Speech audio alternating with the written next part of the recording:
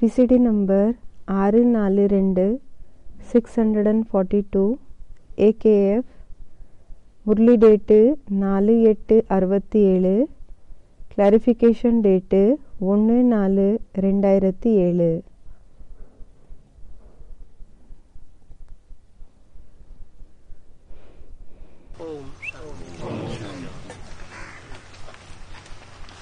ஓம் சாந்தி. एक छोटा सा रात्रि क्लास है. ஒரு சின்ன நைட் கிளாஸ் ஆயிருக்கு.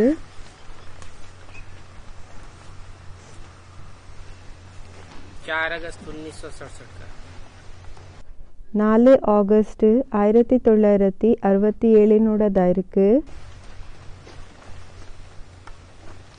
तुम बच्चे लड़ाई के मैदान में हो. குழந்தைகளான நீங்க யுத்தத்தினோட மைதானத்துல இருக்கீங்க.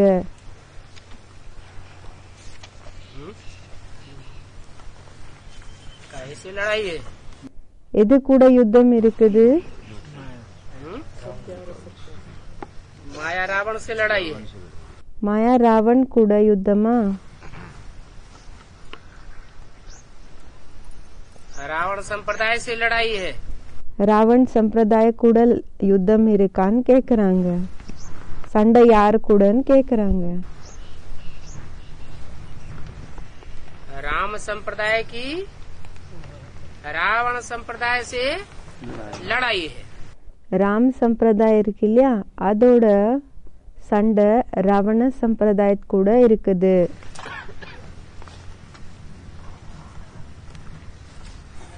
तो लड़ाई किसके साथ है? இப்போ பாபா கேட்டுட்டு இருக்காங்க, இப்போ சண்டைன்றது யார் கூட இருக்கு? माया से, मायावी प्रवृत्तियों से. மாயா கூட, பிறகு மாயாவினோட அந்த ஒரு பிரவೃತ್ತಿகள் என்ன இருக்குதோ விஷயங்கள், அது கூட. और माया के होल सोल पूरे परिवार से. பிறகு மாயாவோட முழுமையா அந்த கம்ப்ளீட் பரிவாரத்து கூடன்னு சொல்றாங்க. माया रावण कहा जाता है ना. மாயா ராவணன் சொல்லப்படுகிறாங்க இல்லையா? रावण को कितने सिर होते हैं? ராவணனுக்கு எத்தனை தலைகள் இருக்கும்? 10 शीश होते हैं. 10 தலைகள் இருக்கும்.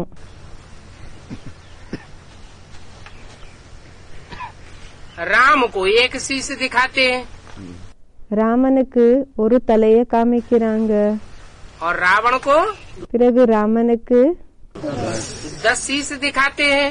பிறகு ராவணனுக்கு 10 தலைகளை காமிக்கிறாங்க. कोई कारण होगा? ஏதாவது காரணம் இருக்கும். क्या कारण है कि राम को एक शीश और रावण को 10 शीश दिखाते हैं? என்ன காரணமா இருக்கும்? ராமனுக்கு ஒரு தலை, பிறகு ராவணனுக்கு 10 தலைகளை காமிக்கிறாங்க. राम एक मत है. ராமனோட டைரக்ஷன் ஒண்ணுதான். मत माना बुद्धि. இப்போ மத்தனா டைரக்ஷனுக்கு சொல்றாங்க, புத்திக்கு சொல்றாங்க. மத்தனா புத்தி. शीश में से ही बुद्धि होती है. தலையில தான் புத்தி இருக்கும். और रावण के 10 शीश ராவணனுக்கு 10 தலைகள், अर्थात 10 प्रकार की बुद्धि. அப்படின்னா 10 விதமான புத்திகள். एक एक बात कहेगा, दूसरी दूसरी बात कहेगा, तीसरी तीसरी बात कहेगा. 10 और 20 प्रकार की बातें. ஒருத்தர் மாதிரி பேச்சு, இன்னொருத்தர் மூணாவது பேரு மூணாவது போல. இப்போ 10 தலைன்னா 10 விதமான आती रहेंगी. அந்த பேச்சுகள் வந்துட்டு இருக்கும். सत्य एक होता है या अनेक होता है? உண்மை என்றது ஒன்னாக இருக்குமா, இல்லன்னா அநேக இருக்குமா, நிறைய இருக்குமா? सत्य तो एक ही होता है. உண்மை என்றது ஒண்ணுதான் இருக்கும். अंग्रेज लोग भी कहते हैं गॉड इज द ट्रुथ. இங்கிலீஷ்காரங்க கூடயும் சொல்றாங்க காட் இஸ் ட்ரூத்.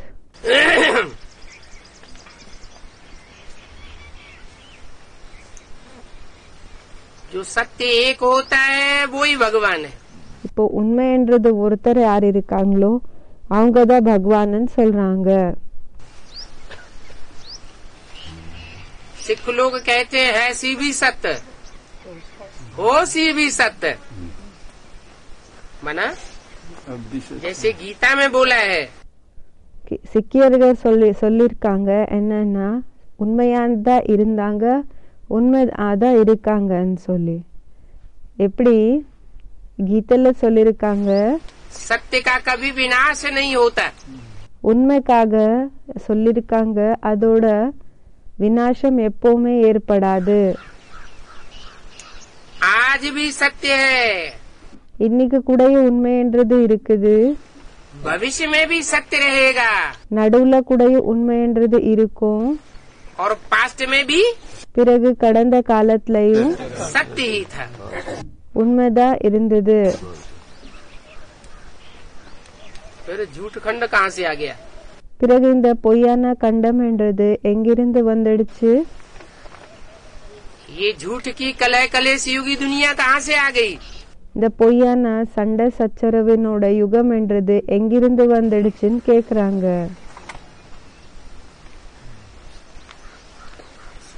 है तो झूठ की दुनिया, இது பொய்யான உலகம்தான் இருக்குது, पहले नहीं थी। முன்னாடி இருக்கல. पहले सत्ययुग में सत्य ही था, ஃபர்ஸ்ட் சத்யுகத்துல சத்தியதா இருந்தது, உண்மைதான் இருந்தது. दुनिया की हर चीज सतो प्रधान सतो सामान्य रजो और तमो होती है। உலகத்துல ஒவ்வொரு பொருளு கூடயும் சத்தோ பிரதான் சத்தோ சாமான ரஜோ பிறகு தமோ ஆகுது. तामसी हो जाती है तो दुखदायी हो जाती है, எப்போ தாமசி ஆயிடுதோ அப்போ துக்கம் கொடுக்க கூடியதாயிடுது. और सात्विक सतो प्रधान होती है तो सुखदायी होती है। பிறகு எப்போ சாத்விக சத்தோ பிரதானமாக இருக்குமோ அப்போ சுகம் கொடுக்க கூடியதாக இருக்கும். चाहे मनुष्य हो, चाहे दुकान हो, चाहे मकान हो, இப்போ மனிதனா இருக்கலாம், வீடா இருக்கலாம், கடை இருக்கலாம். पहले सतो प्रधान सुखदायी ஃபர்ஸ்ட் சத்தோ பிரதான் சுகம் கொடுக்க கூடியது, और बाद में பிறகு तमो प्रधान दुखदायी। தமோ பிரதானா இருக்கக்கூடிய துக்க கொடுக்க கூடியதுன்னு சொல்றாங்க.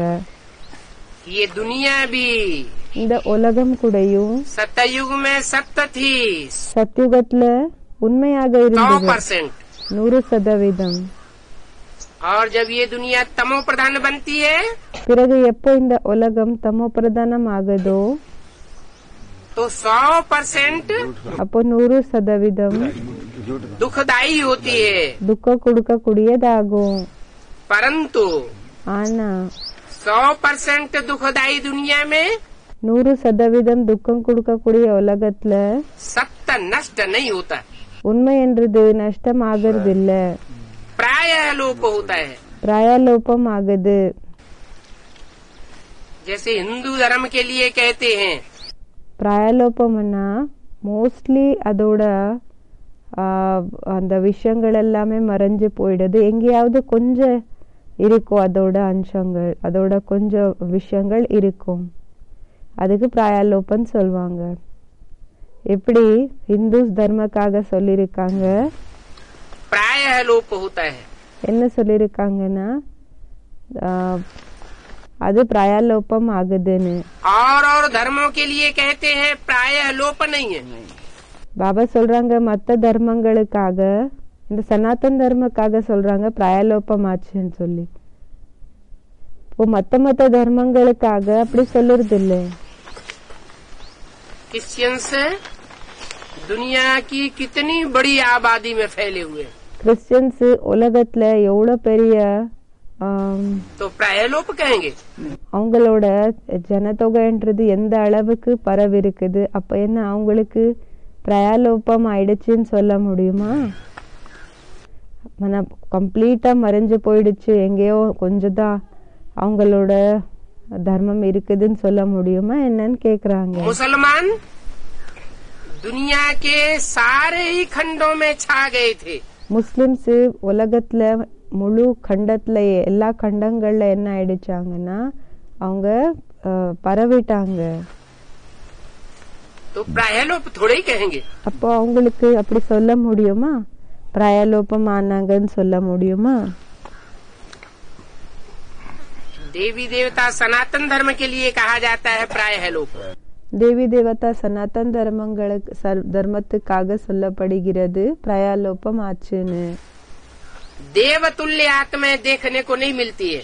அந்த தேவதைக்கு அந்த ஒரு குவாலிட்டி, தெய்வீகமான குவாலிட்டி இருக்கக்கூடிய ஆத்மாக்கள் தென்படுறதில்ல. जिनका काम ही होता है नाम के आधार पर देना. அவங்களோட வேலையா இருக்குது பேரினோட ஆதாரப்படி கொடுக்கறது. दूसरों को सुख देते हैं, மத்தவங்களுக்கு சுகத்தை கொடுக்கறாங்க, दुख नहीं देते. துக்கத்தை கொடுக்கறது இல்ல. ये दुखदायी दुनिया இந்த துக்க கொடுக்கக்கூடிய உலகம் जो आज संसार में देखने में आ रही है, இது இன்னைக்கு உலகத்துல தென்படுது. ये रावण की बनाई हुई 10 सिरों वाली दुनिया है. இது ராவணன் மூலமாக உருவாக்கப்பட்டிருக்கிற 10 தலைகளினோட உலகம் இருக்குது. 10 मतों से बनाई हुई दुनिया है. 10 டைரக்ஷன்ஸ் மூலமாக உருவாக்கப்பட்டிருக்கிற உலகம் இருக்கு. कौन से हैं वो 10 मत? எதா இருக்குது அந்த 10 டைரக்ஷன்ஸ்? कोई तो 10 मत होंगे.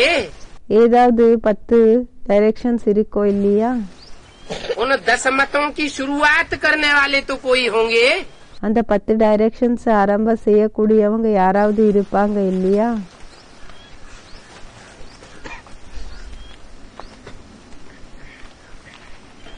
हिंदू धर्म में कहते हैं, शास्त्रों में लिखा है, இந்து தர்மத்துல சொல்றாங்க, சாஸ்திரத்துல எழுதிருக்காங்க, कि भगवान के 10 अवतार हुए.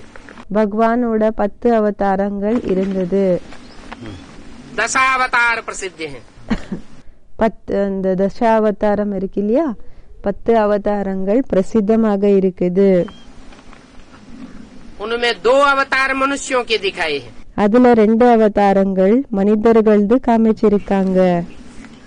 मनुष्य के वेश में மனிதனோட வேஷத்துல राम का अवतार ராமனோட அவதாரம், और कृष्ण का अवतार, பிறகு கிருஷ்ணனோட அவதாரம், और बाकी सब अवतार மற்றபடி எல்லா அவதாரங்கள் जानवरों के दिखाई दिए. விலங்குகளது காமிச்சிட்டாங்க. कच्छ अवतार, मत्स्य अवतार, घोड़े का अवतार, மீனினோடது, முதலையினோடது, குதிரையினோட அவதாரம், नरसिंह अवतार वगैरह वगैरह. நரசிம்ம அவதாரம், இதெல்லாமே. तो ये जो 10 अवतार दिखाए हुए हैं, அதாவது பாபா சொல்றாங்க, இப்ப 10 அவதாரங்கள் என்ன காமிச்சிருக்காங்க, इनके फॉलोअर्स भी रहे होंगे. இவங்களோட ஃபாலோவர்ஸ் கூடயும் இருந்திருப்பாங்க.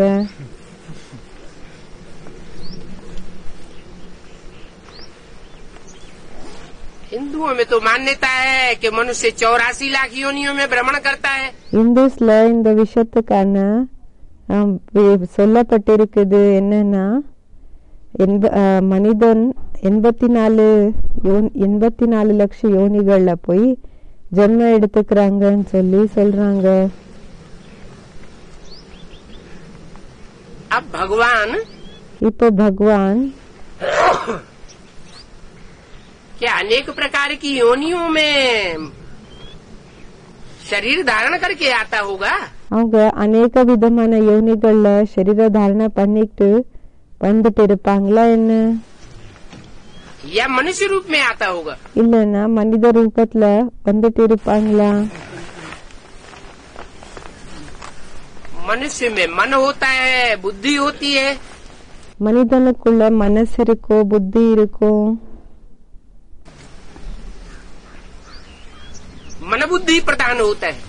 மன புத்தி என்னன்னா அது முதன்மையாக இருக்கும்.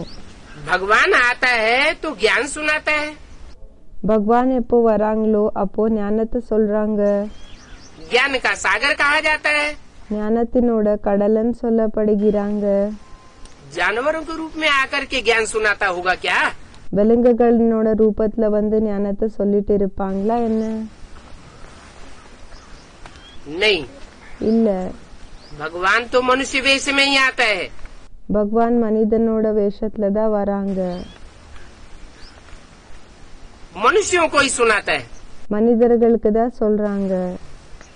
मनुष्य उन्हें कहा जाता है जो मनन चिंतन मंथन करने वाले। மனிதர்கள்னு சொல்லி யாருக்கு சொல்லப்படுகிறதுனா யாரு விசார சாகர மந்தன செய்யறாங்களோ मन का उपयोग करने वाले होते हैं। மனதை யூஸ் பண்ணக்கூடியவங்களாக இருப்பாங்களோ அவங்களுக்கு उनको कहा जाता है मनुष्य। அவங்களுக்கு சொல்லப்படுகிறது மனிதர்கள். और जो मन का उपयोग नहीं करते, பிறகு யாரு மனதை யூஸ் பண்றது கிடையாது. मन है, மனது இருக்குதுதான், ऐसे नहीं कि नहीं है, இல்லைன்றது இல்ல. लेकिन मन का उपयोग नहीं करते, ஆனா மனதை யூஸ் பண்ணலன்னா वो है जैसे जानवर। அவங்க எப்படின்னா விலங்குகள் போலன்னு சொல்றாங்க. चिंतन नहीं चलाते யூஸ் பண்றது இல்ல புத்திய. कि हम जो कर्म करते जाते हैं उसका अंजाम क्या होगा। அந்த அப்படின்னா சிந்திக்கிறது இல்ல, என்னன்னா நாம என்ன செயல்களை செஞ்சுட்டு இருக்கோமோ அதுக்கு என்ன பரிணாமம் ஆகும், அப்படின்னா விளைவு என்ன ஆகும் என்றது யோசிக்கிறது இல்லன்னு சொல்றாங்க.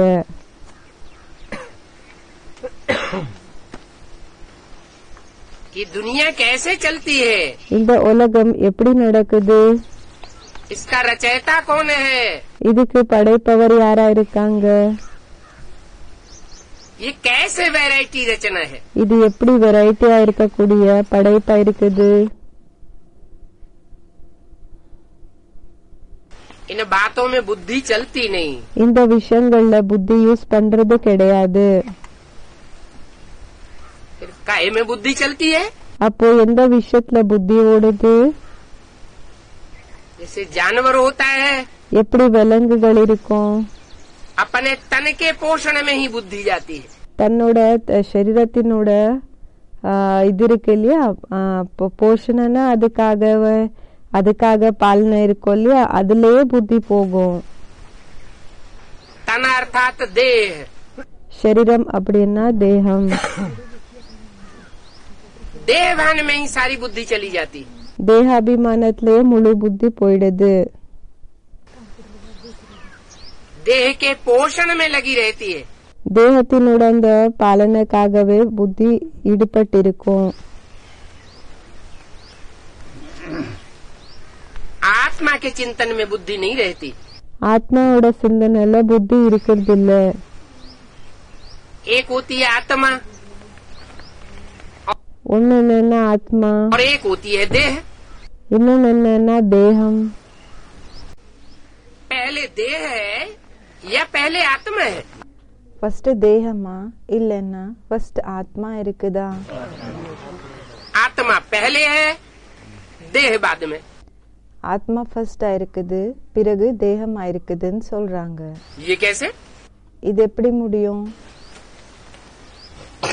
बच्चा जब गर्भ में आता है, குழந்தை எப்போ கர்ப்பத்துக்குள்ள வருது, माँ के पेट में बच्चा आता है ना, அம்மாவோட கர்ப்பத்துல அப்படின்னு அம்மாவோட வயிறுக்குள்ள ஆத்மா வருது இல்லையா, அப்படின்னு அந்த குழந்தை வருது இல்லையா.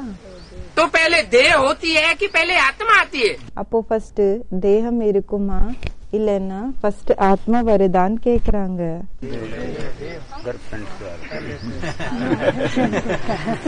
पहले तो देह होती है, ஃபர்ஸ்ட் தேகம் இருக்கும். गर्भपिंड निर्जीव तैयार होता है। இப்போ கர்ப்ப பிண்டம் என்னன்னா நிர்ஜீவ் அப்படின்னா ஆத்மா இல்லாத அந்த ஒரு கர்ப்ப பிண்டம் என்றது தயாராகுது. बाद में उसमें आत्मा आती है। பிறகு என்ன ஆகுதுன்னா ஆத்மா அதுக்குள்ள வருது. तो ये बात तो झूठी हो गई। அப்போ இந்த விஷயம் பொய் ஆயிடுச்சு. जो अपने संकल्पों से अपना रचना कर रहा है। हाँ, யாரோ சொல்றாங்க பாபா ஆத்மா தன்னோட சங்கல்பங்களினோட ஆதாரப்படி தன்னோட சரீரத்தை ரெடி பண்ணிட்டு இருக்குது. பாபா சொல்றாங்க ஆமா. जो भी मनुष्य शरीर छोड़ता है, யாரெல்லாம் மனிதர்கள் சரீரத்தை விடுறாங்க, शरीर छोड़ने से 4 महीने पहले ही उसका गर्भ சரீரம் விடுறதுக்குன்னா 4 மாசத்துக்கு முன்னாடியே அவங்களோட கர்ப்பம் माँ के पेट में तैयार होता है. அம்மாவோட கர்ப்பத்துல தயாராகுது. माने आत्मा के संकल्पों विकल्पों அப்படின்னா ஆத்மாவினோட சங்கல்பங்கள், பிறகு விகல்பங்கள் அப்படின்னா விபரீத சங்கல்பம் என்ன இருக்குதோ அதோடது वाइब्रेशन के आधार पर, அதோட வைப்ரேஷன்ஸினோட உள் உணர்வுகளினோட ஆதாரப்படி वो गर्भपिंड दूसरी माँ के पेट में तैयार होता है. அந்த கர்ப்பபிண்டம் என்றது மற்றொரு அம்மாவோட வயிறுக்குள்ள அது தயாராகுது. अगर काना पैदा होगा, ஒருவேளை ஒரு கண் இருக்கக்கூடியவங்களா ஜென்மம் எடுத்துக்கணும்னா, ஒன்றரை கண் இருக்கக்கூடியவங்க ஜென்மம் எடுத்துக்கணும்னு இருக்குதுன்னா, अंधा पैदा होना होगा, குருடனாக ஜென்மம் எடுத்துக்கணும்னு இருக்குது. तो उसके वाइब्रेशन के आधार पर அப்போ அவங்களோட வைப்ரேஷன்ஸினோட ஆதாரப்படி वो बच्चा अंधा पैदा होता है. அந்த குழந்தை குருடனாகி ஜென்மம் எடுத்துக்கும். कोई लूला लंगड़ा पैदा होता है, இப்போ ஒருத்தருக்கு கை இல்லாதவங்க இல்லைன்னா நொண்டியாக ஜென்மம் எடுத்துக்கிறாங்க. कोई कुरूप पैदा होता है, कोई बहुत सुंदर पैदा होता है. இப்போ ஒருத்தர் எப்படின்னா ரொம்ப எப்படின்னா குரூப்பன்னா அழகு இல்லாதவங்க அப்படி ஜென்மம் எடுத்துக்கிறாங்க. இல்லைன்னா ஒருத்தர் ரொம்ப அழகாக ஜென்மம் எடுத்துக்கிறாங்க. तो जो गर्भपिंड बनता है, அப்போ அந்த கர்ப்பபிண்டம் என்ன ரெடி ஆகுது? वो गर्भपिंड पहले हुआ அப்போ அந்த கர்ப்பபிண்டம் ஃபர்ஸ்ட் தயாராகுதான், या आत्मा पहले हुई? இல்லைன்னா ஆத்மா ஃபர்ஸ்ட் ஆச்சா? आत्मा पहले. ஆத்மா ஃபர்ஸ்ட்னு சொல்றாங்க. बल उस आत्मा को पुराना शरीर भी है, பலே அந்த ஆத்மாக்கு பழைய சரீரம் கூடயும் இருக்குது. 4 महीने पहले, 4 மாசத்துக்கு முன்னாடியே. लेकिन वो शरीर ஆனா அந்த சரீரம் जर्जरीभूत हो गया. அது எப்படி ஆயிடுச்சுன்னா ரொம்ப பழசாயிடுச்சு. उस शरीर के साथ, उस 5 तत्वों के पुतले के साथ आत्मा का हिसाब किताब पूरा होने वाला है. அந்த சரீரத்து கூட அந்த பஞ்ச தத்துவங்களினோட அந்த பொம்மை கூட ஆத்மாவோட கணக்கு வழக்கு முடிய போகுது. वो शरीर छोड़ देती है आत्मा, அது சரீரம் விட்டுடுது ஆத்மா.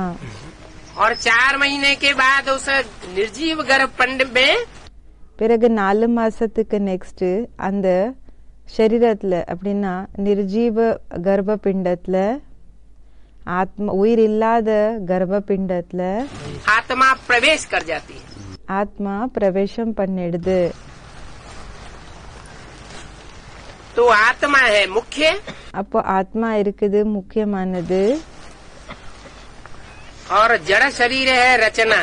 பிறகு ஜட சரீரம் இருக்குது படைப்பு. आत्मा है रचयिता. ஆத்மா இருக்குது படைப்பவர். ये शरीर रूपी जो वृक्ष है, இந்த சரீர ரூபமான மரம் என்ன இருக்கு? इसका बाप कौन है? இதோட அப்பா யாரு? इस शरीर रूपी वृक्ष को बनाने वाला कौन है? இந்த சரீர ரூபமான மரத்தை உருவாக்கக்கூடியவங்க யாரா இருக்காங்க? आत्मा. ஆத்மா. आत्मा है बीज. ஆத்மா இருக்குது விதை. कोई कहे कि ये आम का वृक्ष खड़ा हुआ है, இப்ப யாரோ சொல்றாங்க இங்க இந்த மாம்பழத்தினோட மரம் நின்னுட்டு இருக்குது. इसका बाप कौन है? இதோட அப்பா யாரு? आम का बीज. அந்த ஒரு மாம்பழத்தினோட விதை. तो बीज है आत्मा, அப்போ விதையா இருக்குது ஆத்மா. और शरीर है பிறகு சரீரமா இருக்குது. शरीर है उसकी रचना, பிறகு சரீரமா இருக்குது அதோட படைப்பவர், அத படைக்க கூடியது. अब आत्मा के ऊपर ज्यादा ध्यान देना चाहिए இப்போ ஆத்மாக்காக ரொம்ப கவனத்தை செலுத்தணுமா या रचना के ऊपर ज्यादा ध्यान देना चाहिए? இல்லைன்னா படைப்பு இருக்கு இல்லையா அத பற்றி அதிக கவனத்தை செலுத்தணுமா आत्मा के ऊपर या दोनों के ऊपर ध्यान देना चाहिए?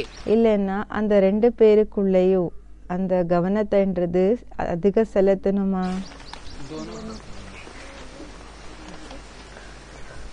आज की दुनिया किसके ऊपर ज्यादा ध्यान देती है? இன்றைய உலகம் எது மேல அதிகம் கவனத்தை செலுத்துது?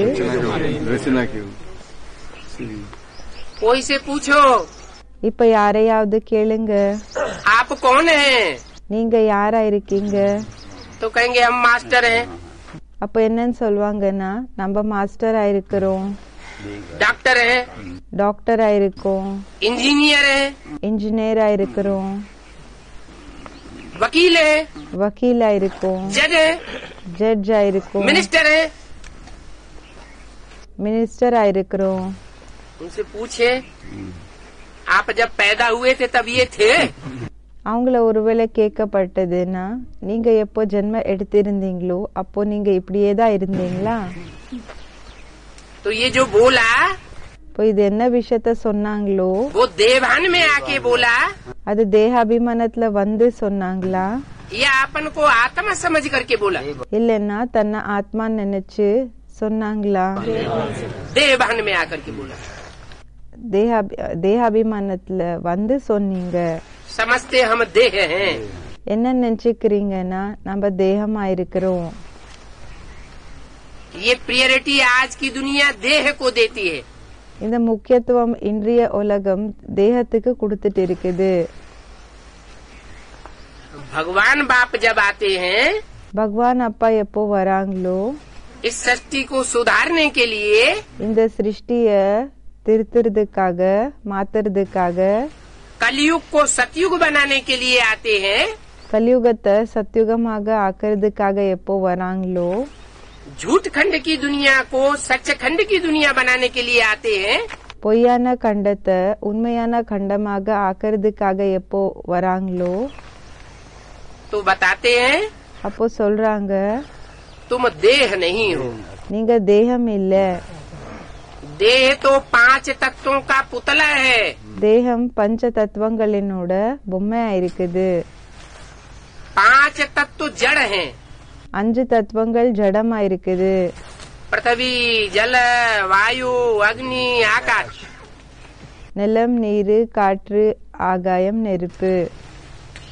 और इन 5 तत्वों से बने पुतले को பிறகு இந்த 5 தத்துவங்கள் மூலமாக உருவாக்கப்பட்டிருக்கிற இந்த பொம்மை என்ன இருக்குதோ இத चलाने वाली आत्मा चैतन्य है। நடத்தக்கூடிய ஆத்மா சைத்தன்யமாக இருக்கக்கூடியது. और वो चैतन्य आत्मा जो है பிறகு அந்த சைத்தன்ய ஆத்மா என்ன இருக்குது? वो ज्योति बिंदु है, அது ஜோதி பிந்துவா இருக்குது, स्टार मिसल है। ஸ்டார் போல இருக்கு. वो आसमान के स्टार्स हैं। அது எப்படின்னா ஆகாயத்துல இருக்கக்கூடிய ஸ்டார்ஸா இருக்குது. वो जड़ हैं அது ஜடமாக இருக்கக்கூடியது. और तुम इस धरती के चैतन्य सितारे हो। பிறகு நீங்க இந்த பூமி மேல இருக்கக்கூடிய சைத்தன்ய நட்சத்திரங்கள் ஆயிருக்கீங்க. तुम जो चैतन्य सितारे हो நீங்க சைத்தன்ய நட்சத்திரங்கள் என்ன ஆயிருக்கீங்க? तुम में से कोई तो सूर्य के रूप में पार्ट बजाने वाला है। உங்கள சில பேர் அப்படின்னா ஒருத்தர் எப்படின்னா சூரியனோட ரூபத்துல பாட்டு செய்யக்கூடியவங்க. कोई चंद्रमा के रूप में पार्ट बजाने वाला है। இப்போ ஒருத்தர் சந்திரமா ரூபத்துல பாட்டு செய்யக்கூடியவங்க. சந்திரமானா நிலா. कोई बुद्ध के रूप में पार्ट बजाने वाला है। ஒருத்தர் எப்படின்னா புத்தனோட ரூபத்துல அப்படின்னா புத்த கிரகம் இருக்கு இல்லையா அந்த ரூபத்துல பாட்டு செய்யக்கூடியவங்க. कोई सोम के रूप में, कोई मंगल के रूप में। இப்போ ஒருத்தர் சோமனோட ரூபத்துல, ஒருத்தர் மங்களினோட ரூபத்துல, மங்கள கிரகம் இருக்கு இல்லையா அதோட ரூபத்துல. कोई सप्त ऋषियों के रूप में पार्ट बजाने वाली आत्मा है। சில பேர் ஒருத்தர் எப்படின்னா சில பேரு சப்த ரிஷிகள் 7 ரிஷிகளினோட ரூபத்துல பாட் செய்யக்கூடியவங்க இருக்காங்க. परंतु तुम अपने ओरिजिनल रूप को भूल गए हो। ஆனா நீங்க உங்களோட ஒரிஜினல் ரூபத்தை மறந்துட்டீங்க. मैं आकर के तुमको स्मृति दिलाता हूँ நான் உங்களுக்கு ஞாபகப்படுத்துறேன் कि तुम किस तरह पार्टधारी आत्मा हो। நீங்க எப்படி பாட் பண்ணக்கூடிய ஆத்மாக்கள் ஆயிருக்கீங்க என்றது. और तुम्हारा क्या पार्ट है? பிறகு உங்களோட பாட்டு என்ன இருக்குது? जो गीता में अर्जुन से कहा, அந்த விஷயத்தை பற்றி கீதையில அர்ஜுனனுக்கு சொன்னாங்க. हे अर्जुन, ஹே அர்ஜுன், तू अपने जन्मों को नहीं जानता। உனக்கு உன்னோட ஜென்மங்களை பற்றி தெரியாது. मैं तेरे को बताता हूँ। நான் உனக்கு சொல்றேன். तो ऐसे नहीं है அதாவது இப்படி இல்ல कि भगवान इस मनुष्य सृष्टि पर आकर के பகவான் இந்த மனித சிருஷ்டிக்கு जो भी दुनिया की 500-700 करोड़ मनुष्य आत्माएं हैं, யாரெல்லாம் இந்த உலகத்துல இருக்கக்கூடிய 500 கோடி 700 கோடி மனித ஆத்மாக்கள் இருக்காங்க, उन सब मनुष्य आत्माओं को அந்த எல்லா மனித ஆத்மாக்களுக்கு एक एक का अनेक जन्मों का पार्ट बैठ करके बताता है। அப்படின்னா ஒவ்வொருத்தருக்கு கூடயும் அநேக ஜென்மங்களினோட பாட்டு உட்கார்ந்து சொல்றாங்க என்ற விஷயம் இல்ல. जैसे गणित होता है, எப்படி இந்த மேத்ஸ் இருக்குது, बीज गणित होता है, ஆல்ஜிப்ரா இருக்குது, उसमें प्रक्रिया बताई जाती है। அதுல அந்த செயல்முறைகளை சொல்லப்படுகிறது. उस प्रक्रिया के आधार पर चलेंगे இப்படி அதோட செயல்முறை என்ன இருக்குதோ அதனோட ஆதாரப்படி நடந்தீங்கன்னா तो रिजल्ट निकल आवेगा। அப்போ ரிசல்ட் கிடைக்கும். ऐसे ही அதே மாதிரி தான் भगवान इस सृष्टि पर आकर के பகவான் இந்த சிருஷ்டிக்கு जो मुख्य मुख्य पार्टधारी हैं, இப்போ யாரு முக்கியமான பாட்தாரிகள் இருக்காங்க, जिनका संसार में बड़ी शोहरत है, அவங்களது எப்படின்னா உலகத்துல ரொம்ப அவங்களுக்கு பேர் இருக்குது. मनुष्य सृष्टि में மனித சிருஷ்டில उनके मुख्य पार्टधारियों के पार्ट बता देता है। அந்த முக்கிய பாட்தாரிகளினோட பாட்டை பற்றி சொல்லிடுறாங்க. कौन कौन से मुख्य पार्टधारी है? எந்தெந்த முக்கிய பாட்தாரிகளா இருக்காங்க? 2 तो मुख्य पार्टधारी है, 2 பேரும் முக்கிய பாட்தாரிகள் தான் இருக்காங்க. जो हीरो हीरोइन के रूप में है, யாரு ஹீரோ பிறகு ஹீரோயினோட ரூபத்துல இருக்காங்க. राम और कृष्ण के रूप में है। ராமர் பிறகு கிருஷ்ணனோட ரூபத்துல. इस सृष्टि रूपी गाड़ी के 2 पहिए हैं, இந்த சிருஷ்டி ரூபமான வண்டியினோட 2 வீல்கள் இருக்குது. और बाकी 2 சக்கரங்கள் இருக்குது. மற்றபடி 8 ऐसे हैं 8 பேர் எப்படி இருக்காங்கன்னா जो मुख्य हैं तो नहीं, அவங்க முக்கியமானவங்க ஒண்ணும் இல்ல, लेकिन अपन को मुखिया हो करके दिखाते हैं। ஆனா அவங்கள என்னன்னா முக்கியமானவங்கன்னு சொல்லி அவங்க காமிக்கிறாங்க. அப்படின்னா நிரூபிச்சு காமிக்கிறாங்க. है तो पार्टधारी, அவங்க பாட்டுதாரிகள் தான் இருக்காங்க. ऐसे नहीं कि पार्टधारी नहीं है, அப்படி இல்ல பாட்டுதாரிகள் இல்லாம இல்ல.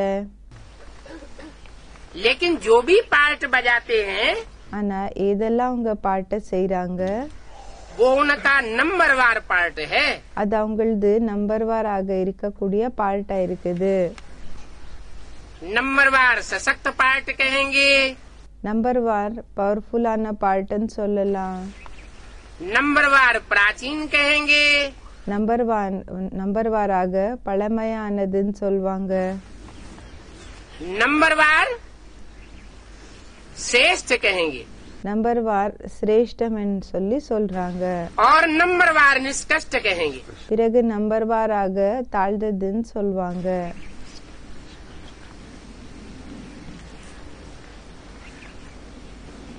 कहते हैं राम और कृष्ण तो सतयुग त्रेता में हुए. சொல்றாங்க ராமர் பிறகு கிருஷ்ணர் சத்யுக திரேதால இருந்தாங்க. सतयुग में दिखाते हैं சத்யுகத்துல காமிக்கிறாங்க नारायण का राज्य था.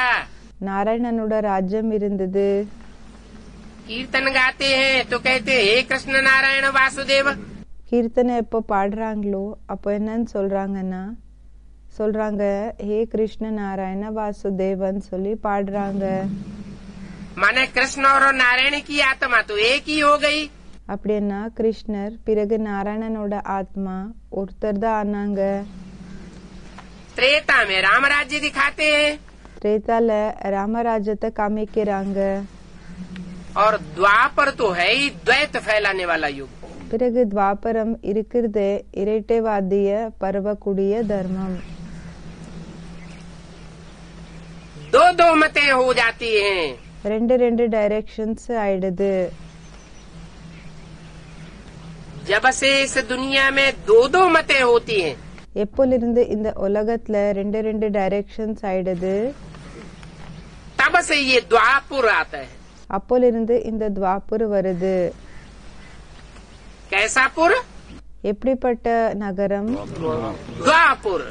துவாபுர். हर बात में द्वैत भाव. ஒவ்வொரு விஷயத்துல கூடயும் இரட்டைவாதம். भगवान आकर के अद्वैत दुनिया स्थापन करते हैं. பகவான் வந்து அத்வைத்த உலகத்தை ஆரம்பம் செய்றாங்க. एक ऐसी दुनिया बनाते हैं ஒரு அப்படிப்பட்ட உலகத்தை உருவாக்குறாங்க जहाँ सारी वसुधा ही कुटुम्ब बन जाती है. எங்க முழு உலகமே குடும்பம் ஆயிடுது.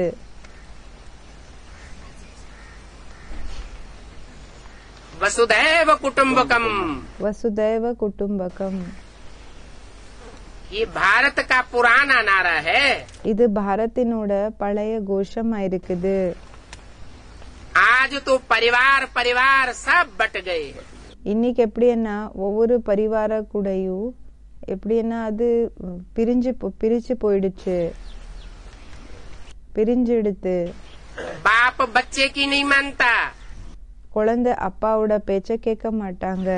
बड़ा भाई छोटे भाइयों की नहीं मानता. छोटे भाई बड़े भाइयों की नहीं मानते. இப்போ பெரிய அண்ணா சின்ன தம்பிகளை பேச்ச கேட்கறது இல்ல, சின்ன தம்பிகள் பெரிய அண்ணாவோட பேச்ச கேட்கறது இல்ல.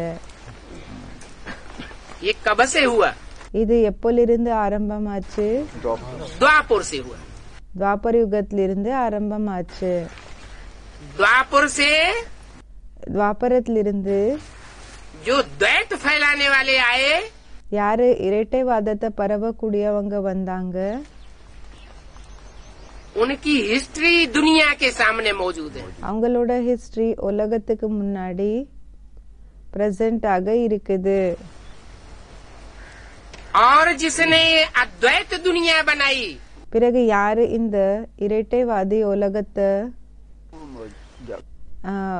அத்வைத் உலகத்தை, இரட்டைவாதி இல்ல அதுக்கு ஆப்போசிட்டான தர்மத்தை உலகத்தை உருவாக்குனாங்க. उसकी हिस्ट्री किसी के पास नहीं. அவங்களோட ஹிஸ்டரி, அதோட ஹிஸ்டரி யாருக்கிட்டையும் இல்ல. बल शास्त्र बनाए हुए हैं. பலே சாஸ்திரங்களை உருவாக்கி இருக்காங்க. वो शास्त्र அந்த சாஸ்திரம் मनुष्यों के बनाए हुए हैं மனிதர்கள் மூலமாக உருவாக்கப்பட்டிருக்கிறதா या भगवान ने बैठ बनाए? இல்லைன்னா பகவான் உட்கார்ந்து உருவாக்கி இருக்காங்க? मनुष्यों ने बनाई. மனிதர்கள் உருவாக்கி இருக்காங்க.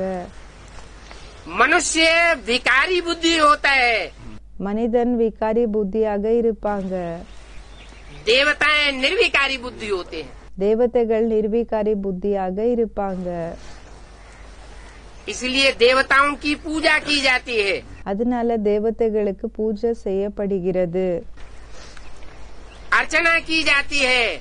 அர்ச்சனை செய்றாங்க, फूल अर्पण किए जाते हैं. பூக்களை அர்ப்பணம் செய்றாங்க, मंदिर बनाकर கோயிலை கட்டி उनके प्रति श्रद्धा विश्वास अर्पण किया जाता है। அவங்களுக்காக இந்த நம்பிக்கை பிறகு ஸ்ரத்தா என்றது அர்ப்பணம் செய்யப்படுகிறது. मनुष्य ही श्रेष्ठ काम करता है மனிதன் தான் எப்போ உயர்ந்த வேலையை செய்யறானோ तो मनुष्य बनता है, அப்போ மனிதன் ஆகுறாங்க. और मनुष्य भ्रष्ट काम करता है பிறகு மனிதன் எப்போ தாழ்ந்த வேலையை செய்யறாங்களோ तो राक्षस बन जाता है। அப்போ ராட்சசன் ஆயிடுறாங்க. मनुष्य में भगवान आते हैं மனிதனுக்குள்ள பகவான் வராங்க. तो उसे भगवान भगवती तुल्य बनाए देते। அப்போ அவங்கள பகவான் பகவதிக்கு அது அந்த ஒரு லெவலுக்கு கொண்டு போயிடுறாங்க. வேல்யூன்றது அந்த அளவுக்கு ஆயிடுது. क्योंकि भगवान स्वयं तो निराकार है। ஏன்னா பகவான் ஸ்வயம் நிராகாரா இருக்காங்க. जैसे आत्माएं निराकार हैं वैसे परमात्मा भी எப்படி ஆத்மாக்கள் நிராகாரா இருக்காங்களோ அதே மாதிரி பரமாத்மாவும் निराकार है। நிராகாரா இருக்காங்க.